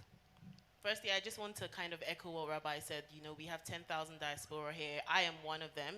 And I'm very proud that our business, Sosa Charlie, has been able to make the impact that it has over such a short period of time. But to answer your question, I would use us as a case study. So how the diaspora is coming over and, you know, impacting economic growth as a result. So through business creation, at Sosa Charlie, we have, you know, we were established 2.5 years ago. We saw an opportunity in the tourism space. The business was established in the middle of COVID. Contrary to popular opinion, people, when the decision was to start the business came about, everyone thought, what is wrong with you? Why would you start a business in the middle of the pandemic? But because of my insights into like social media and seeing how content can really gravitate people to a country, as per my, you know, my comment around people like Budemaya, that decision was made, and over the course of 2.5 years, we've hired over 50 young people, Afro Gen Zs as I like to call them, between the ages of 16 and 23 to work with us over the summer holidays, the Christmas holidays, and we're paying them somewhere between 20 to 25 times the daily minimum wage on a daily basis in our most peak season. So that just clearly shows that, the diaspora coming home, I myself using myself as a case study, is evidence of the fact that that can be done. When we come here, we are making impact. We're seeing things like the SDG 8, decent working conditions, economic, making sure that the working conditions we have for our people are good, and we're implementing it in our workspaces. That's an example of something that we've brought back. One thing I would say that I think is increasingly becoming a big thing on my agenda is sustainability and how we loop the local economy into some of this growth in tourism. Because often when we talk about tourism, it's very much dominated by the diaspora, right? And the truth is, if we don't loop in the local population, we're going to have a local population that is aggravated by the tourism that we're doing and the inflation that is causing in the country. So for me, when I think about what the diaspora can bring, places in the Western world have done a better job at sustainability in many cases because they understand the impact it has on their businesses. We're increasingly doing that in Africa. I've seen a lot of businesses that are bringing this at the forefront of the agenda. But for me, what is interesting is when the diaspora come in and say, hey, how can we improve sustainability? How can we improve the local population through the businesses that we do? And I think that that's a typical case study of when the diaspora steps in and increases the economic growth. Last point I will mention as well is that one of the things that tourism does that's very powerful is that tourism has a very interesting way of pooling people to gain economic capital. So the social, cultural knowledge and capital that they gain from coming to Afrochella and having a dance, going to Bloom Bar, or going to Cape Coast Castle, or going to the Accra Arts Center, is motivating people to eventually take the leap of faith to move back to Ghana, which is also indirectly improving our economic capital. So when I think of myself, I used to come back to Ghana in December just to go to Bloom Bar, to go and party and have a good time. But in the long term, I've decided to move to Ghana and build a business. That is the economic side. But the real reason I came here was the social, cultural element. And I think that that's the link between the diaspora making that economic growth possible through tourism. Thank you. Amazing. Thank you so much for sharing that. We only have just a couple minutes left. So our next panelist, I would love it if your answers are sweet and impactful. But it's really interesting because we're moving from history, we're moving to local context, and we're bringing it back to you, Diallo, in terms of what are some of the unique skills and expertise that you think the diaspora specifically brings to Ghana, Ghana's economic landscape, and how can Ghana create an enabling environment to attract more diaspora investments to maximize our economic growth? I just want to remind you that being short and sweet is not in our DNA. That's one thing I know about my ancestral memory. I know, but... If I come to your house to eat, we can't be short and sweet. I have to sit, wait for water, and then talk. And then, okay, I know, but today we have to activate those genes. Please. Well, let me say that I'm not sure specifically when you talk about skills, whether you talk about hard skills, earned skills, or learned skills, if the diaspora actually has, the African diaspora actually has a specific, unique set of skills that could help in Ghana's economic landscape, right? Because if you meet someone who's an accountant, they're an accountant, the numbers always add up. If you meet someone who's a public administrator, you've trained and learned some of the same things. And if you meet someone who's in event planning, they probably all got their event planning certification from the same place.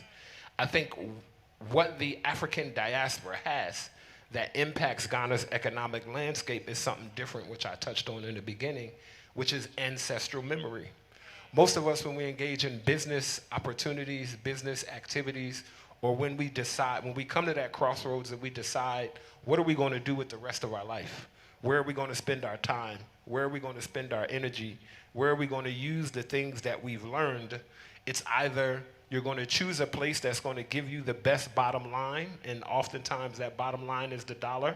How can I get the greatest return on my investment to help my family, to take care of my children? Or you're going to choose something that could be something a little bit more impactful or meaningful to you. And that's what Africans in the diaspora have.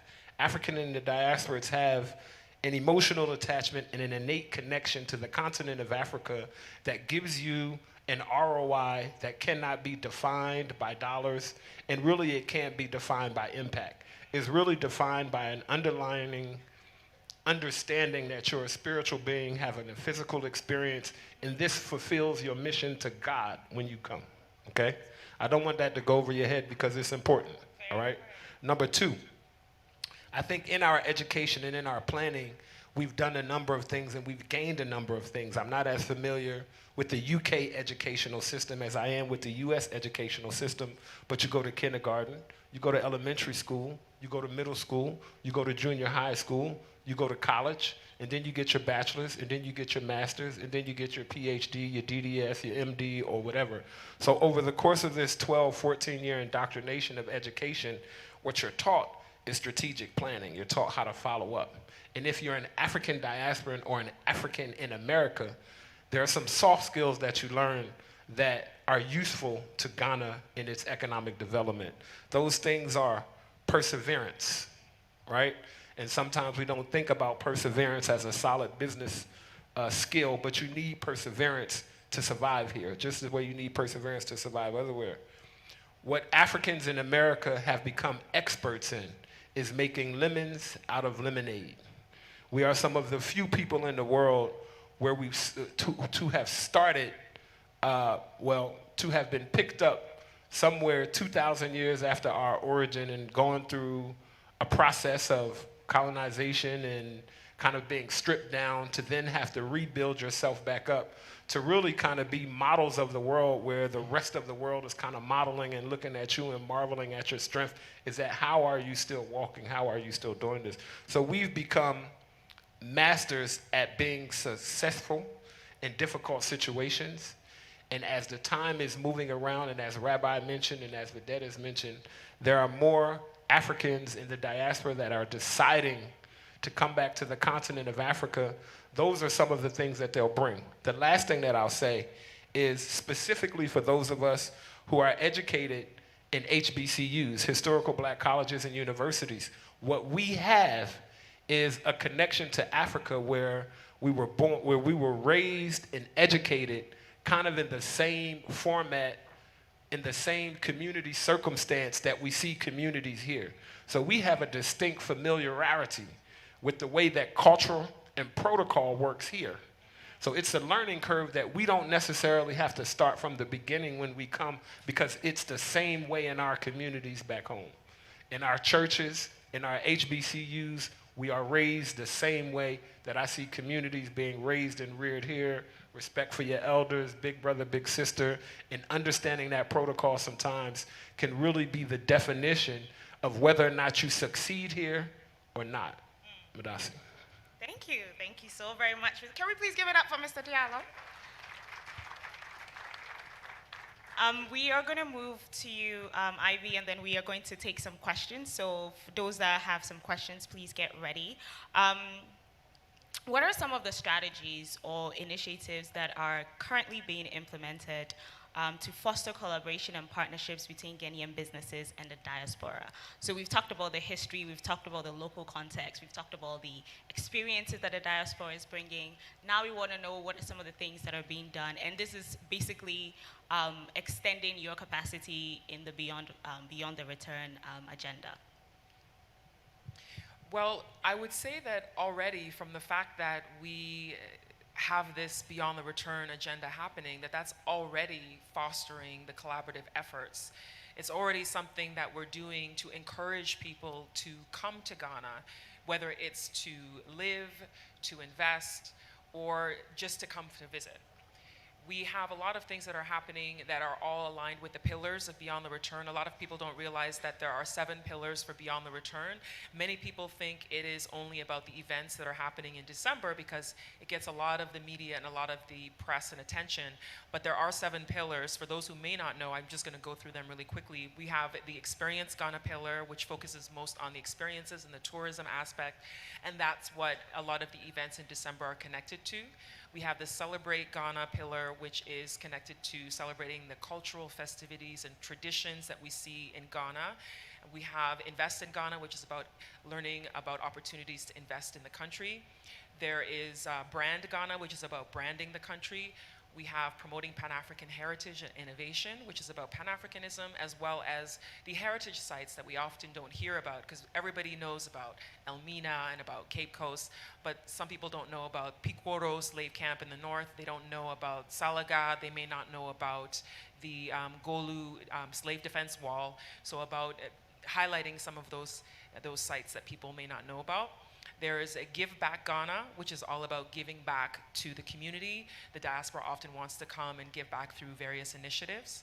And then we have the Diaspora Pathways to Ghana. I mentioned this last, it's not least, but it is a very important pillar because the diaspora is always looking for ways to, whether it's to live, to get citizenship, starting businesses.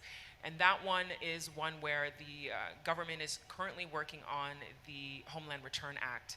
And that one is specifically being designed for the purpose of helping the diaspora community be able to get citizenship faster than the current path that we have in place from the government. So it's currently in Parliament, it's being worked on. I don't know when it will be completed. I did meet with somebody recently who said it's on the 4th draft at the moment. So that is something that is key to helping foster relationships with the diaspora. The other one that I want to mention briefly, because I am working in digital media is so, so important. And a lot of people in Ghana don't realize how critical it is when it comes to engaging with the diaspora. The diaspora is not here, they're living abroad, and they're going online to find out what's happening in Ghana, what's happening on the continent. And it's through what you post, it's through the stories that you're telling that people are finding out what is going on and how they can come to Ghana, how can they do business, how can they meet with people, how they can collaborate. And this is what I do every single day on social media. So I think it's very important if you're a business owner and you're trying to collaborate with the diaspora, have an Instagram page, have a Twitter page, have a Facebook page. If you want to do YouTube, you can also have a YouTube page, have a website, because a lot of the diaspora wants to use a website to search the legitimacy of a business if they want to collaborate. Check your emails, because we have a problem where businesses don't check their emails. So these are all things that as a local Ghanaian, if you want to collaborate with the diaspora, you have to be in these digital spaces if you want to be able to connect with them. Amazing. Thank you so very much, Ms. Ivy. These are really good points, and I think it's been such an honor just hearing all of you share. We would definitely love to throw it to the audience if there are any questions. We only have room for 2 questions, so I guess we got our 2. Thank you for such an amazing panel. Bear with me, I have some things to say. Slave, hostage. Slave owner, human trafficker. Slave catcher, police. Plantations, death camps. Mistresses, rape victims. Discipline, torture, murder. Overseers, tortures, trading, kidnapping, profit, theft, middle passage, genocide. Start replacing words commonly that we read about slavery in our head. Bookmark this as a reference. Start using everyday words that are relevant to you in this day and age. Stop obscuring the horror with the detachment, antiquated euphemism terms. Slave families lived in plantations owned by white slave owners who hired overseers to maintain discipline. Black families were held hostage in death camps by white human traffickers who employed torture to torture and kill them. It sounds different. I won't go too deep, but my question is to the panel, how do we start to change the language here in Ghana specifically? I am tired of hearing slave. We're not slaves. We are descendants of enslaved African people, and I would like the language on the continent to be more reflective, to be more inclusive of the diaspora. As we promote tourism campaigns, it's the little things that we're hearing that are gonna make the difference in messaging. So words mean things, and let's be clear about the language that we're using going forward.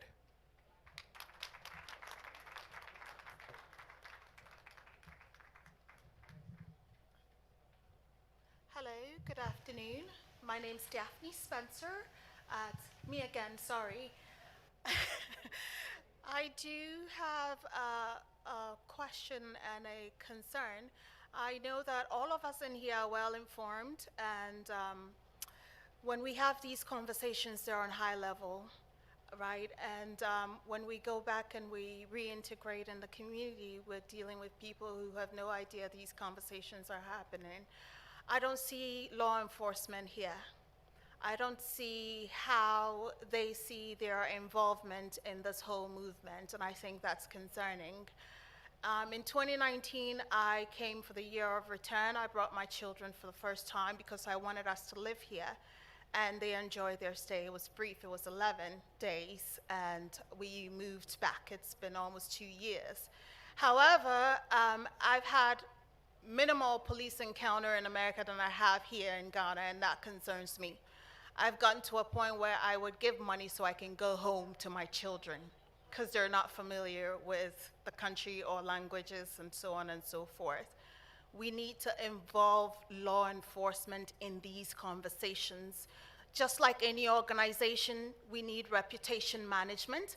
And I think there are some things that are happening that is damaging exactly what we're trying to do or accomplish, right? So much effort has been put into this conversation. So much work is being done. So much success has happened. And we don't want that to be erased by someone's ignorance. So please, let's involve the right people. Let's make sure that the information is filtered through down to the ground level where everyone understands what the goal is, so their agenda will be agendering. Thank you. Thank you. I actually pleaded with my lady to take my question for me, but she said, please, I might forget, so 30 seconds and I'm out of your way. Thank you. Please, my question is, how do we merge the diasporans with the local citizens?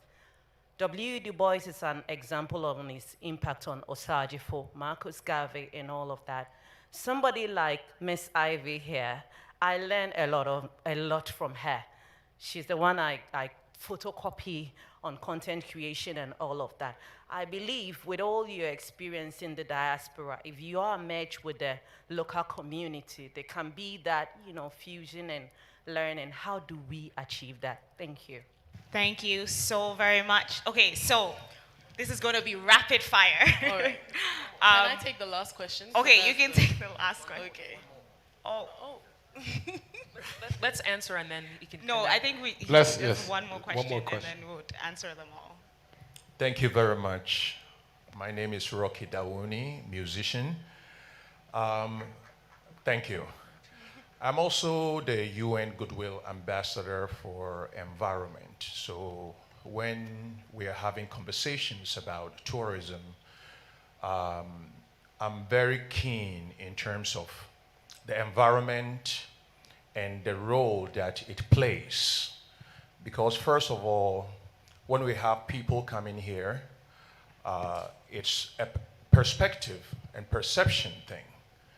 So a question that I want to throw to the panel is that what are some of the concrete things that we are collectively doing to make sure that, first of all, our beaches are clean, because beaches are one of their primary areas of attraction when people want to take holidays.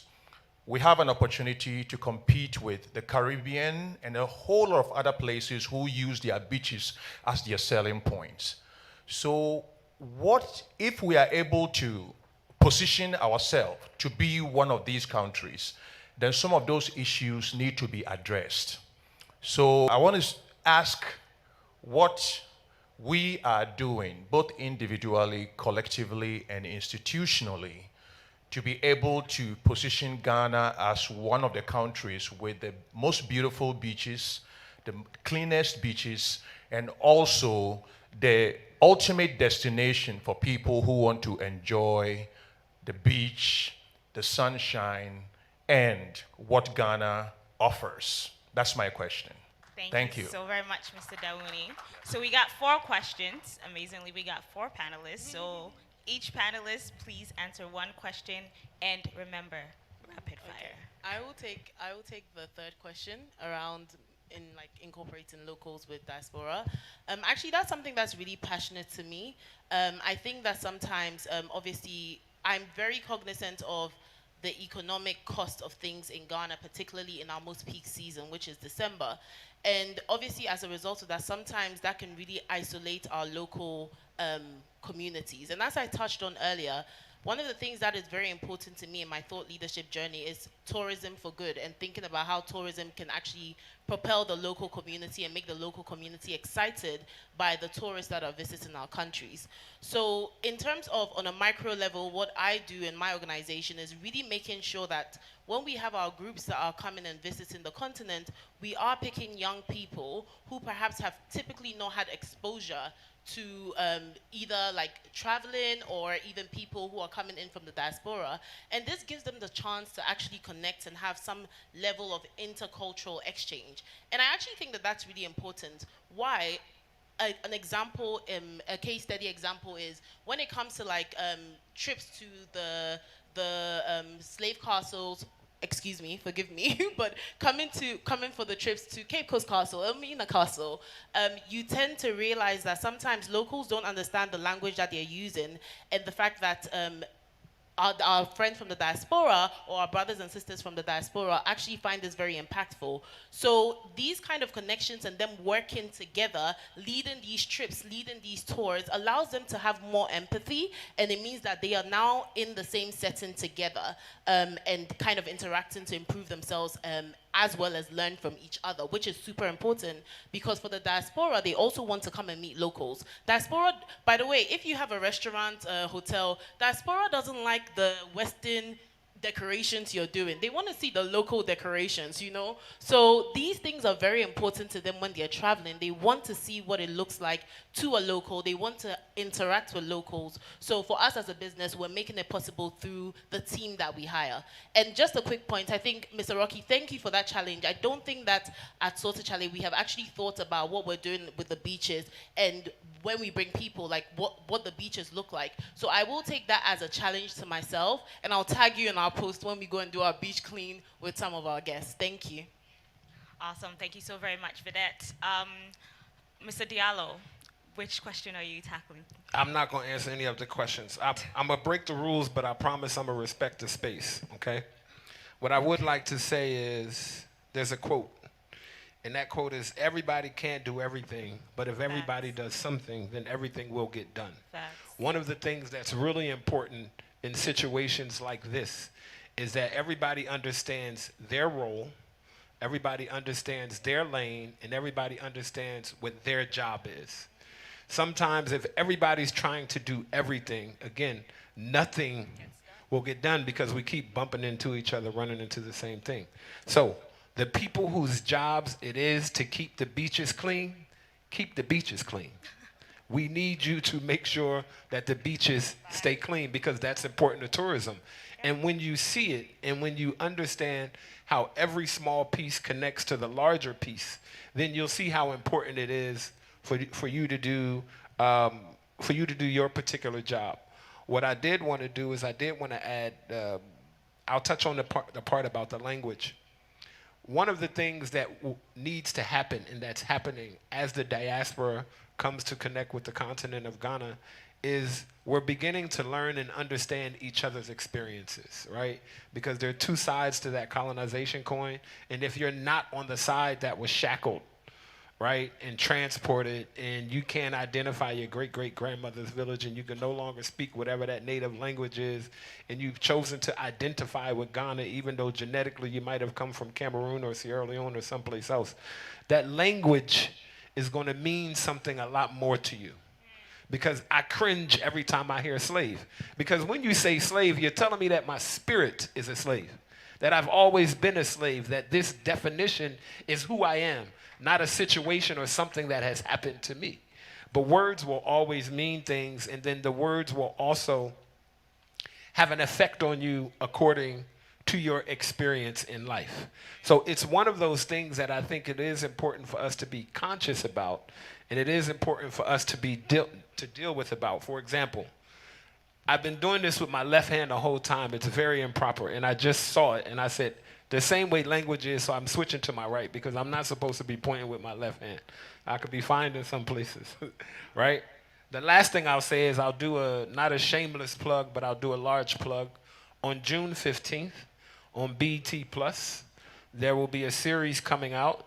I had an opportunity to host Ms. Gabrielle Union and her husband, Dwayne Wade, Miami Heat basketball star, during their 2-day experience in Ghana. And it was filmed to be a part of Gabrielle Union's 50th birthday celebration called An African Odyssey. I want to thank Ghana Tourism Authority for its partnership with that, which allowing them to come and film the country and to show an experience that I think is going to touch millions of people. So millions of people are going to see 2 very high-level, A-level black entertainment celebrities come to Ghana for 2 days and only do cultural things. And this is the experience that they wanted, and I'm happy that timing worked out for it to happen. The last thing I'll say is sometimes we want to give people the things that we have here because we want to show off our modernity. We want to show off the rooftops. We want to show off the fact that you can get Veuve Clicquot Brut or Rosé, right? You can get any kind of champagne you want. Our steak and shrimp tastes just like your steak and shrimp. But many of the people who are coming here from the diaspora, they have that already. And what they want is the things that they are missing. You want to come to Yame Betchede with me on the roadside and drink apetiche instead of champagne. Or you want to ask yourself, why is the palm wine cold without ice? It's just cold in a calabash covered by a cloth, right? So remember that people who are coming here, they actually want what Ghana has to offer. They don't want the things that Ghana is offering that are emulating the things from the West. They want to understand Kente. And I'm sorry, I got to take one more thing. People in Ghana and in Africa in general, let's start valuing our own self. Africa should not be cheap. Ghana should not be cheap. These things don't have to be expensive. So you want me to pay $2,000 for a Louis Vuitton bag that was made in China that cost $15 to make, but you want me to sell kente that's hand woven for weave and takes 2 weeks to actually make by hand, but you want me to sell that for cheap and for expensive. Let's stop saying that things should be inexpensive when it comes to Africa. Why should it be cheap or inexpensive for people to come here and visit? What is the value that we are placing on who we are, on our history, on what it is that we have to offer, and on the ultimate underlining experience that people have when they come here? So it's more valuable for you to just have a good time than it is for something that will enrich your entire life. Let's just really think about value and what it is that we're offering to people. I apologize. I told you I would break the rules, but I would respect the space. I'm done. No, that was a really valid point, and definitely appreciate that. Thank you so much for sharing. Rabbi Ivy, do you have anything else to add? I do. Oh, I'm also good. I'm Very, also going. so remember, rapid fire. So rapid fire is a minute or less, okay? Please. One thing I've learned in life is when you have an opportunity, you take it. Because I was on a panel in New York City, an international panel, and I was cut short with what I wanted to say, and I'm not going to allow that to happen No, to no, me you're not going to get cut short. I'm just letting you know that we are standing between the lunch. Because this is very important to me because I moved to Ghana. I could easily go back to Canada. I could easily be making more money in 1 week than I make in a whole month here, but I'm here to fulfill a purpose of changing the narrative of Africa. And so I think that one of the things that people like me have a responsibility to do, when you are a Ghanaian who has moved back, we have a different dynamic and a different experience when we return. And I think it's people like me who can help to bridge the gap in a different way than perhaps an African American or a Caribbean would. So for instance, number one, I have to say I am so grateful to my mother. So grateful. And if you're a parent in here and you're not teaching your children to speak a Ghanaian language, you're doing them a disservice. When I speak Tree, yes, I have an accent when I speak Tree, but I can, and I can understand people when they speak it around me. And I think because of that advantage, when I meet local Ghanaians in different spaces, it gives me the opportunity to communicate certain things. So when I may be talking to let's say a taxi driver, and we're talking about something, and they're trying to express themselves in English and they're struggling, I just tell them, please just speak Tree. If you can't say it in English, just speak Tree because I'll understand you. And I think that those opportunities give me a chance to bridge the gap. When I meet young people, I believe change happens one person at a time, one conversation at a time. I was in Cape Coast recently, and I met a young girl in a hotel, and she was working, and I wanted to give her some advice because she told me her dream was to be an entrepreneur, but she didn't know how to do it. So I used that as an opportunity to have a conversation with her about how to become an entrepreneur when you're a young 20-year-old girl and you don't know what to do. I told her, have you checked? Do you know what GIPC is? Do you know what the Ghana Investment Promotion Center is? Do you know who the Ghana Export Promotion Authority is? I was naming things to her, and she was like, no, reach out to them. They love to hear from young people. Learn something from them. Find out what networking events are happening and attend them. When people like me or other people on the panel speak to these young people, then they learn, oh, this is what I need to do. It's not just always just sit back and say, oh, I don't know anybody. It's who you know, and I don't know anybody. Make an effort to meet somebody so then you know somebody. So I use that as an opportunity. Also, I thank my mom for, I'm giving my mom props today. I thank my mom for making us living in Canada learn about the African American experience. We had to watch PBS specials about what was happening with African Americans' struggle during the civil rights era. The city I grew up in, St. Catharines, Harriet Tubman went to a church there, and it's actually a monument, a historical monument. I learned about the struggle of African Americans, and it resulted in me having an empathy for them. When I write captions on our social media pages, I write enslaved Africans, captured enslaved Africans, descendants of enslaved Africans, because I understand that that language is very important because they were captured and they were enslaved. So we don't make decisions, but I currently have partnered with an organization called Maeko, and we just had a beach cleanup a couple of weeks ago. So I think on the individual level, we can do those types of things. Thank you so much for having me on the panel today, by the way. Thank you. Thank you so much, Ms. Ivy. Rabbi, final thoughts? Thank you. Going last, and most of my colleagues have touched on all of these issues, but I would like to reinforce this whole idea of the language. And Ivy just spoke of it. It took some years before we were able to even get into the American system and get the academics and the educational system to change that word of slaves, African slaves, to enslaved Africans. That was the beginning of the dehumanization process of every African captured on this continent, for those who don't know. Because if we were allowed to keep our names and be identified in our original identities, nobody could have been successful in enslaving a free human being who still had his dignity. And the dignity is taken away once the identity is taken away. So sometimes I have an opportunity to do some experiences with our dungeons. And some of us have been engaged with not even calling them castles. We say forts and dungeons because words have power. And I tell them I don't give tours, I give experiences. Because it's not some fascination that we have with some regular object when we go through those dungeons. And I tell them not one single African American was captured here. Not one single Jamaican, Trinidadian, Panamanian was captured here. We were captured in our original identities as African people who had identities. And the first thing they did to take away our humanity was to take away our African identity. So it's important that we reverse the colonial language and we reverse the language that was used to enslave a free people.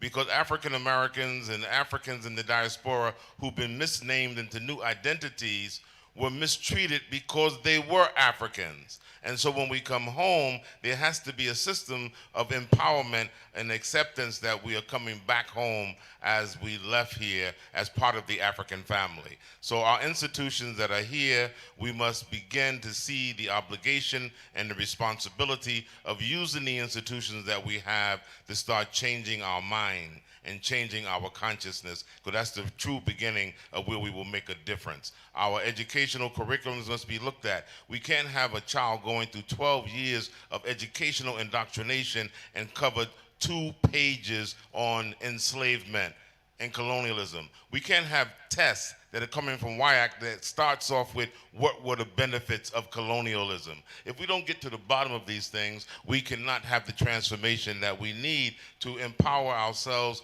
as Africans, adding value on ourselves and knowing that we have the potential to be commanders and masters of our own destiny.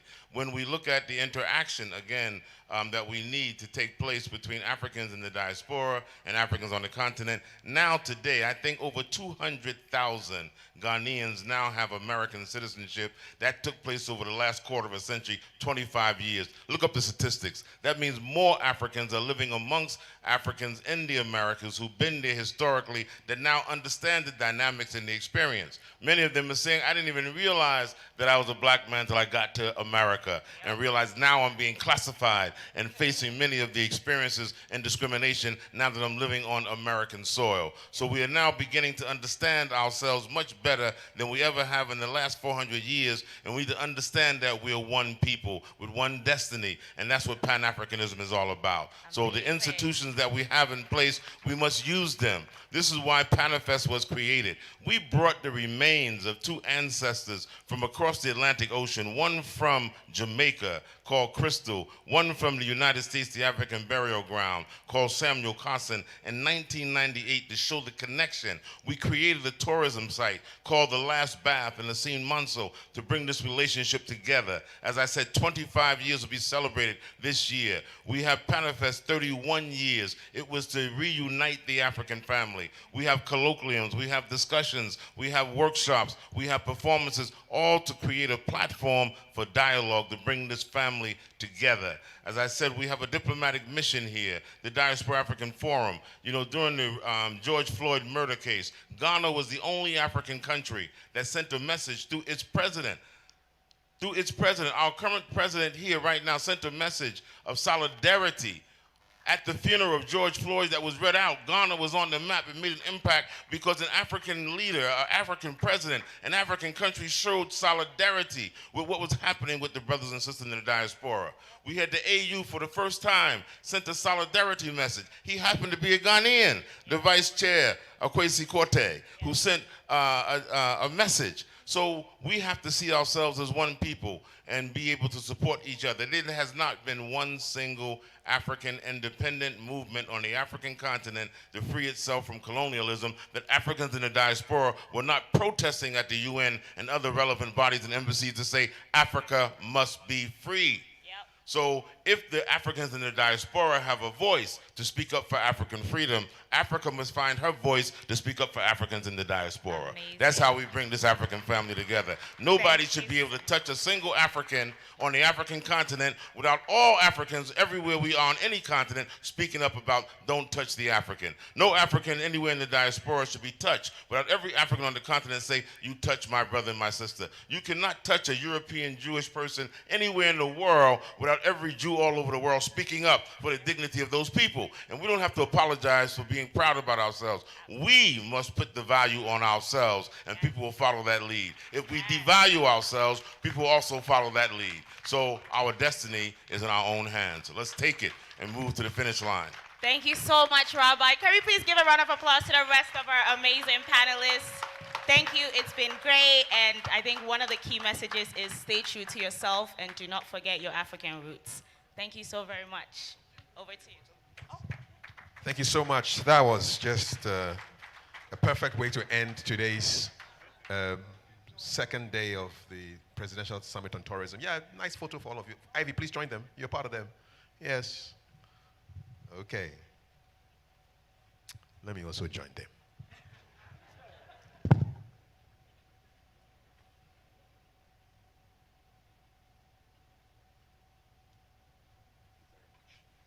Thank you so much. And I will now bring on a former president of the Ghana Association of Writers and the Apejahini of Achim Eti. He's in the person of Nana Kwesi Jan Apenteng, and he's going to do the rapporteur duties for us on our second day of this Presidential Summit on Tourism. Let's bring onto the stage Nana Kwesi Jan Apenteng, and he's the penultimate speaker at our event. Nana, over to you. Not too low, I'm not that short.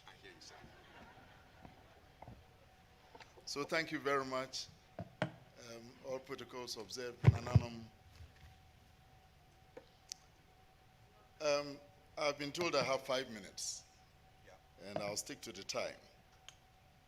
But in the introductions, one thing I even forget is that I was the coordinator of the Cultural Initiative Support Program, which was a European Union fund to support culture, 2 million euro.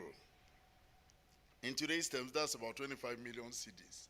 The single biggest such fund for culture.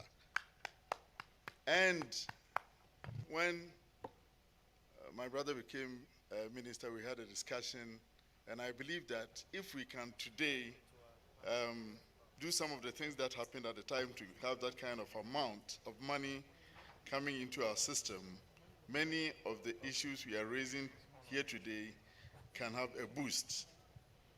The other thing I want to use some of my 5 minutes to say is that, well, I wasn't a participant, but I'm here. So since you can't get rid of me, I might as well say it. The president spoke about preservation yesterday. But instead of preserving stuff, we are tearing down some of the most important monuments that we should preserve for ourselves and the coming generations. For example, I was in the northern part, in the 3 northern regions a few weeks ago. And the beautiful round huts, and I lived in all 3 regions when I was young, are disappearing at a very fast rate. Maybe as a sign of modernity, people don't want them. But we should deliberately preserve some of them so that we do not have to go to China, or the Chinese do not have to come and show them in a movie for our coming generations to know the architectural marvel that those roundhouses were. I believe we have a duty to do that. And recall that in 1979, when we tore down the Makola Mosque, it was the only mosque anywhere in the world, outside of the United States, where both Muhammad Ali and Malcolm X worshipped. And we tore it down in 1 day. In 1 day. On what the last speaker said, if we have the return and beyond the return, but what we have to add in Pan-African tourism is to make this place the Mecca. Why the Mecca? Because within a 2-mile radius are buried 3 of the most important people at the 1945 conference, at which the decision was taken to come and liberate this this continent in the UK. And those are William Du Bois, George Padmore, and Kwame Nkrumah. And they are buried in Accra. And it shouldn't take December or different times for people to want to come and see the place where these people who were the pioneers of the Pan-African movement are buried. So with those are my thoughts. Now what I'm going to say are the short takeaways from our 2 days here. They are in no particular order. We will get a full report, I've been assured. So these are basically the off-the-cuff statements that were made, which we should take home with us and reflect upon. So I must say that the President, the Chief of Staff, the Minister, Deputy Minister of Tourism, and the Deputy Minister of Finance from the public sector, what they have done is to affirm the political will that organizations like the Tourism Authority and all the rest of us can have, and that this presidential summit demonstrates that there's that political will to back the work of tourism in this country. Tourism development must be deliberate and planned at every stage in its undertaking, and it must encompass best practices and preservation of our best products. Economic growth from tourism must be targeted and sustained, and sustainable tourism must be part of our overall planning and development agenda. We need to create a tourism hub in Ghana for West Africa. The state sector must continue to engage operators in designing education and training of young people for the sector. We need strategic training to put Ghanaians at the highest levels of management in tourism and tourism facilities. We need behavioral change. And the last part about the beaches has been re-echoed throughout these 2 days. Sanitation, single use of plastics, etc. We hear that we can travel on Ghana card. I think that's important. We need a national convention center that can take 5,000 people or more. We have to find ways to bring down the cost of air travel and hotel accommodation. We have to engage local authority sector. And Kintampo and Hohoi were mentioned as examples. The new tourism school must focus on tourism, and the important part here is that although people are learning tourism in other contexts, this one must be specific and must organize the skills framework such that they will be very useful to taking our tourism forward. We need a framework for organizing skills, patronage, regulation, and licensing. Technology must affect every level and drive innovation and businesses. The growing influence of data in facilitating travel into the country has been recognized. And we have a transmission problem. So we need to go to the people and learn from them. Let us also recognize what has gone on before. The work that has been done, for example, by the National Development Planning Commission, etc. Communities must share in the benefits of tourism. The ministry must forge partnerships with academia. We need one national mantra. Can we have tax rebates in the use of our heritage sites? It is about our culture, my sister Ifua said. So collaboration across all the different disciplines must emphasize that.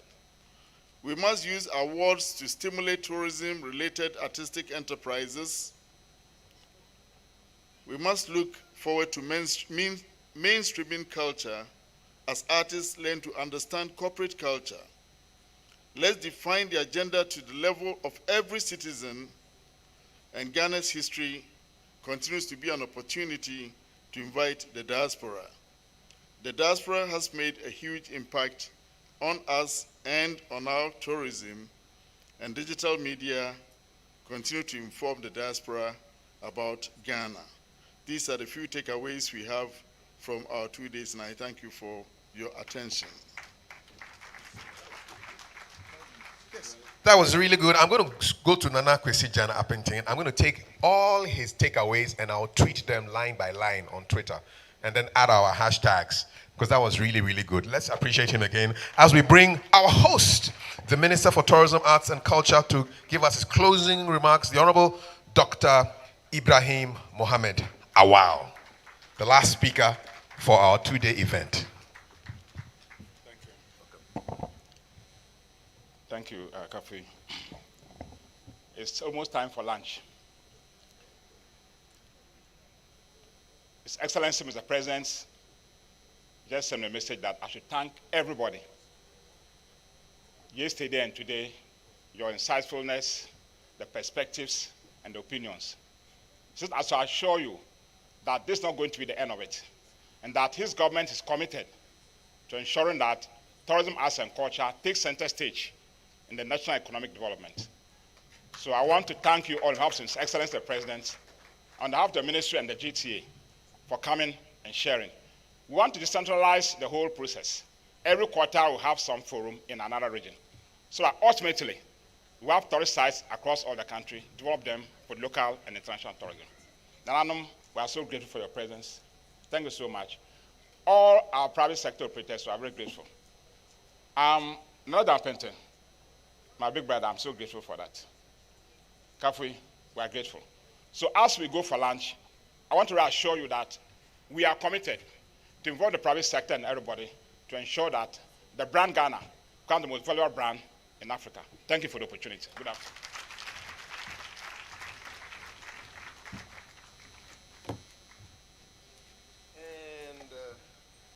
That brings us to the end of our 2-day event. quick announcements on lunch. So for all of us who registered, we go, and you were here yesterday, we're descending to the space down there where we can have our lunch. The crew, the support staff, the ushers, you stay here, we will take care of you as we took care of you yesterday.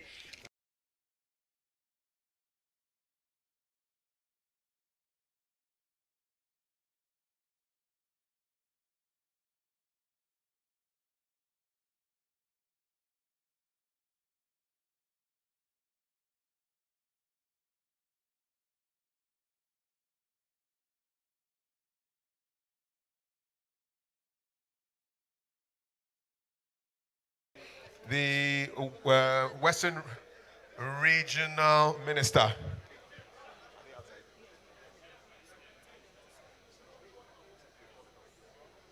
So on behalf of the organizers of the Presidential Summit on Tourism, I'd like to say thank you so much for spending 2 days here with us, the 30th and 31st, looking at rethinking tourism for economic growth and job creation. Thanks to all the speakers, panelists, everybody who made this happen, the crew, support staff, you've been wonderful. Let's keep the conversations going on. Remember, it was live on Facebook, on Ghana Tourism Authority's Facebook, as well as Beyond the Return on Facebook. On YouTube, it was on Visit Ghana. Find the stream, share it. Please remember our hashtags, hashtag Tourism Summit 23, hashtag Rethink Tourism GH. On behalf of the organizers, I'd like to say thank you so much. My name is Kafui Day. Pleasure to have been your master of ceremonies for the past 2 days. Have a great lunch, a good afternoon. Thanks to Ernest Odami for all the support backstage and in my ear. It was very useful and powerful, and I enjoyed it. Thank you. Enjoy your lunch. Good day. God bless.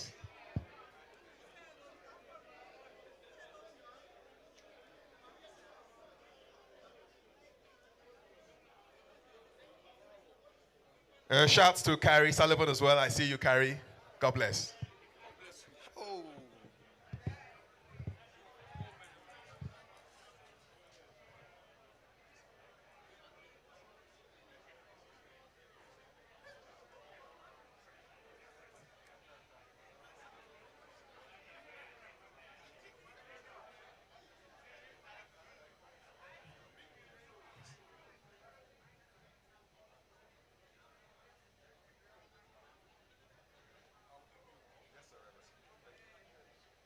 Sure. 0240 299.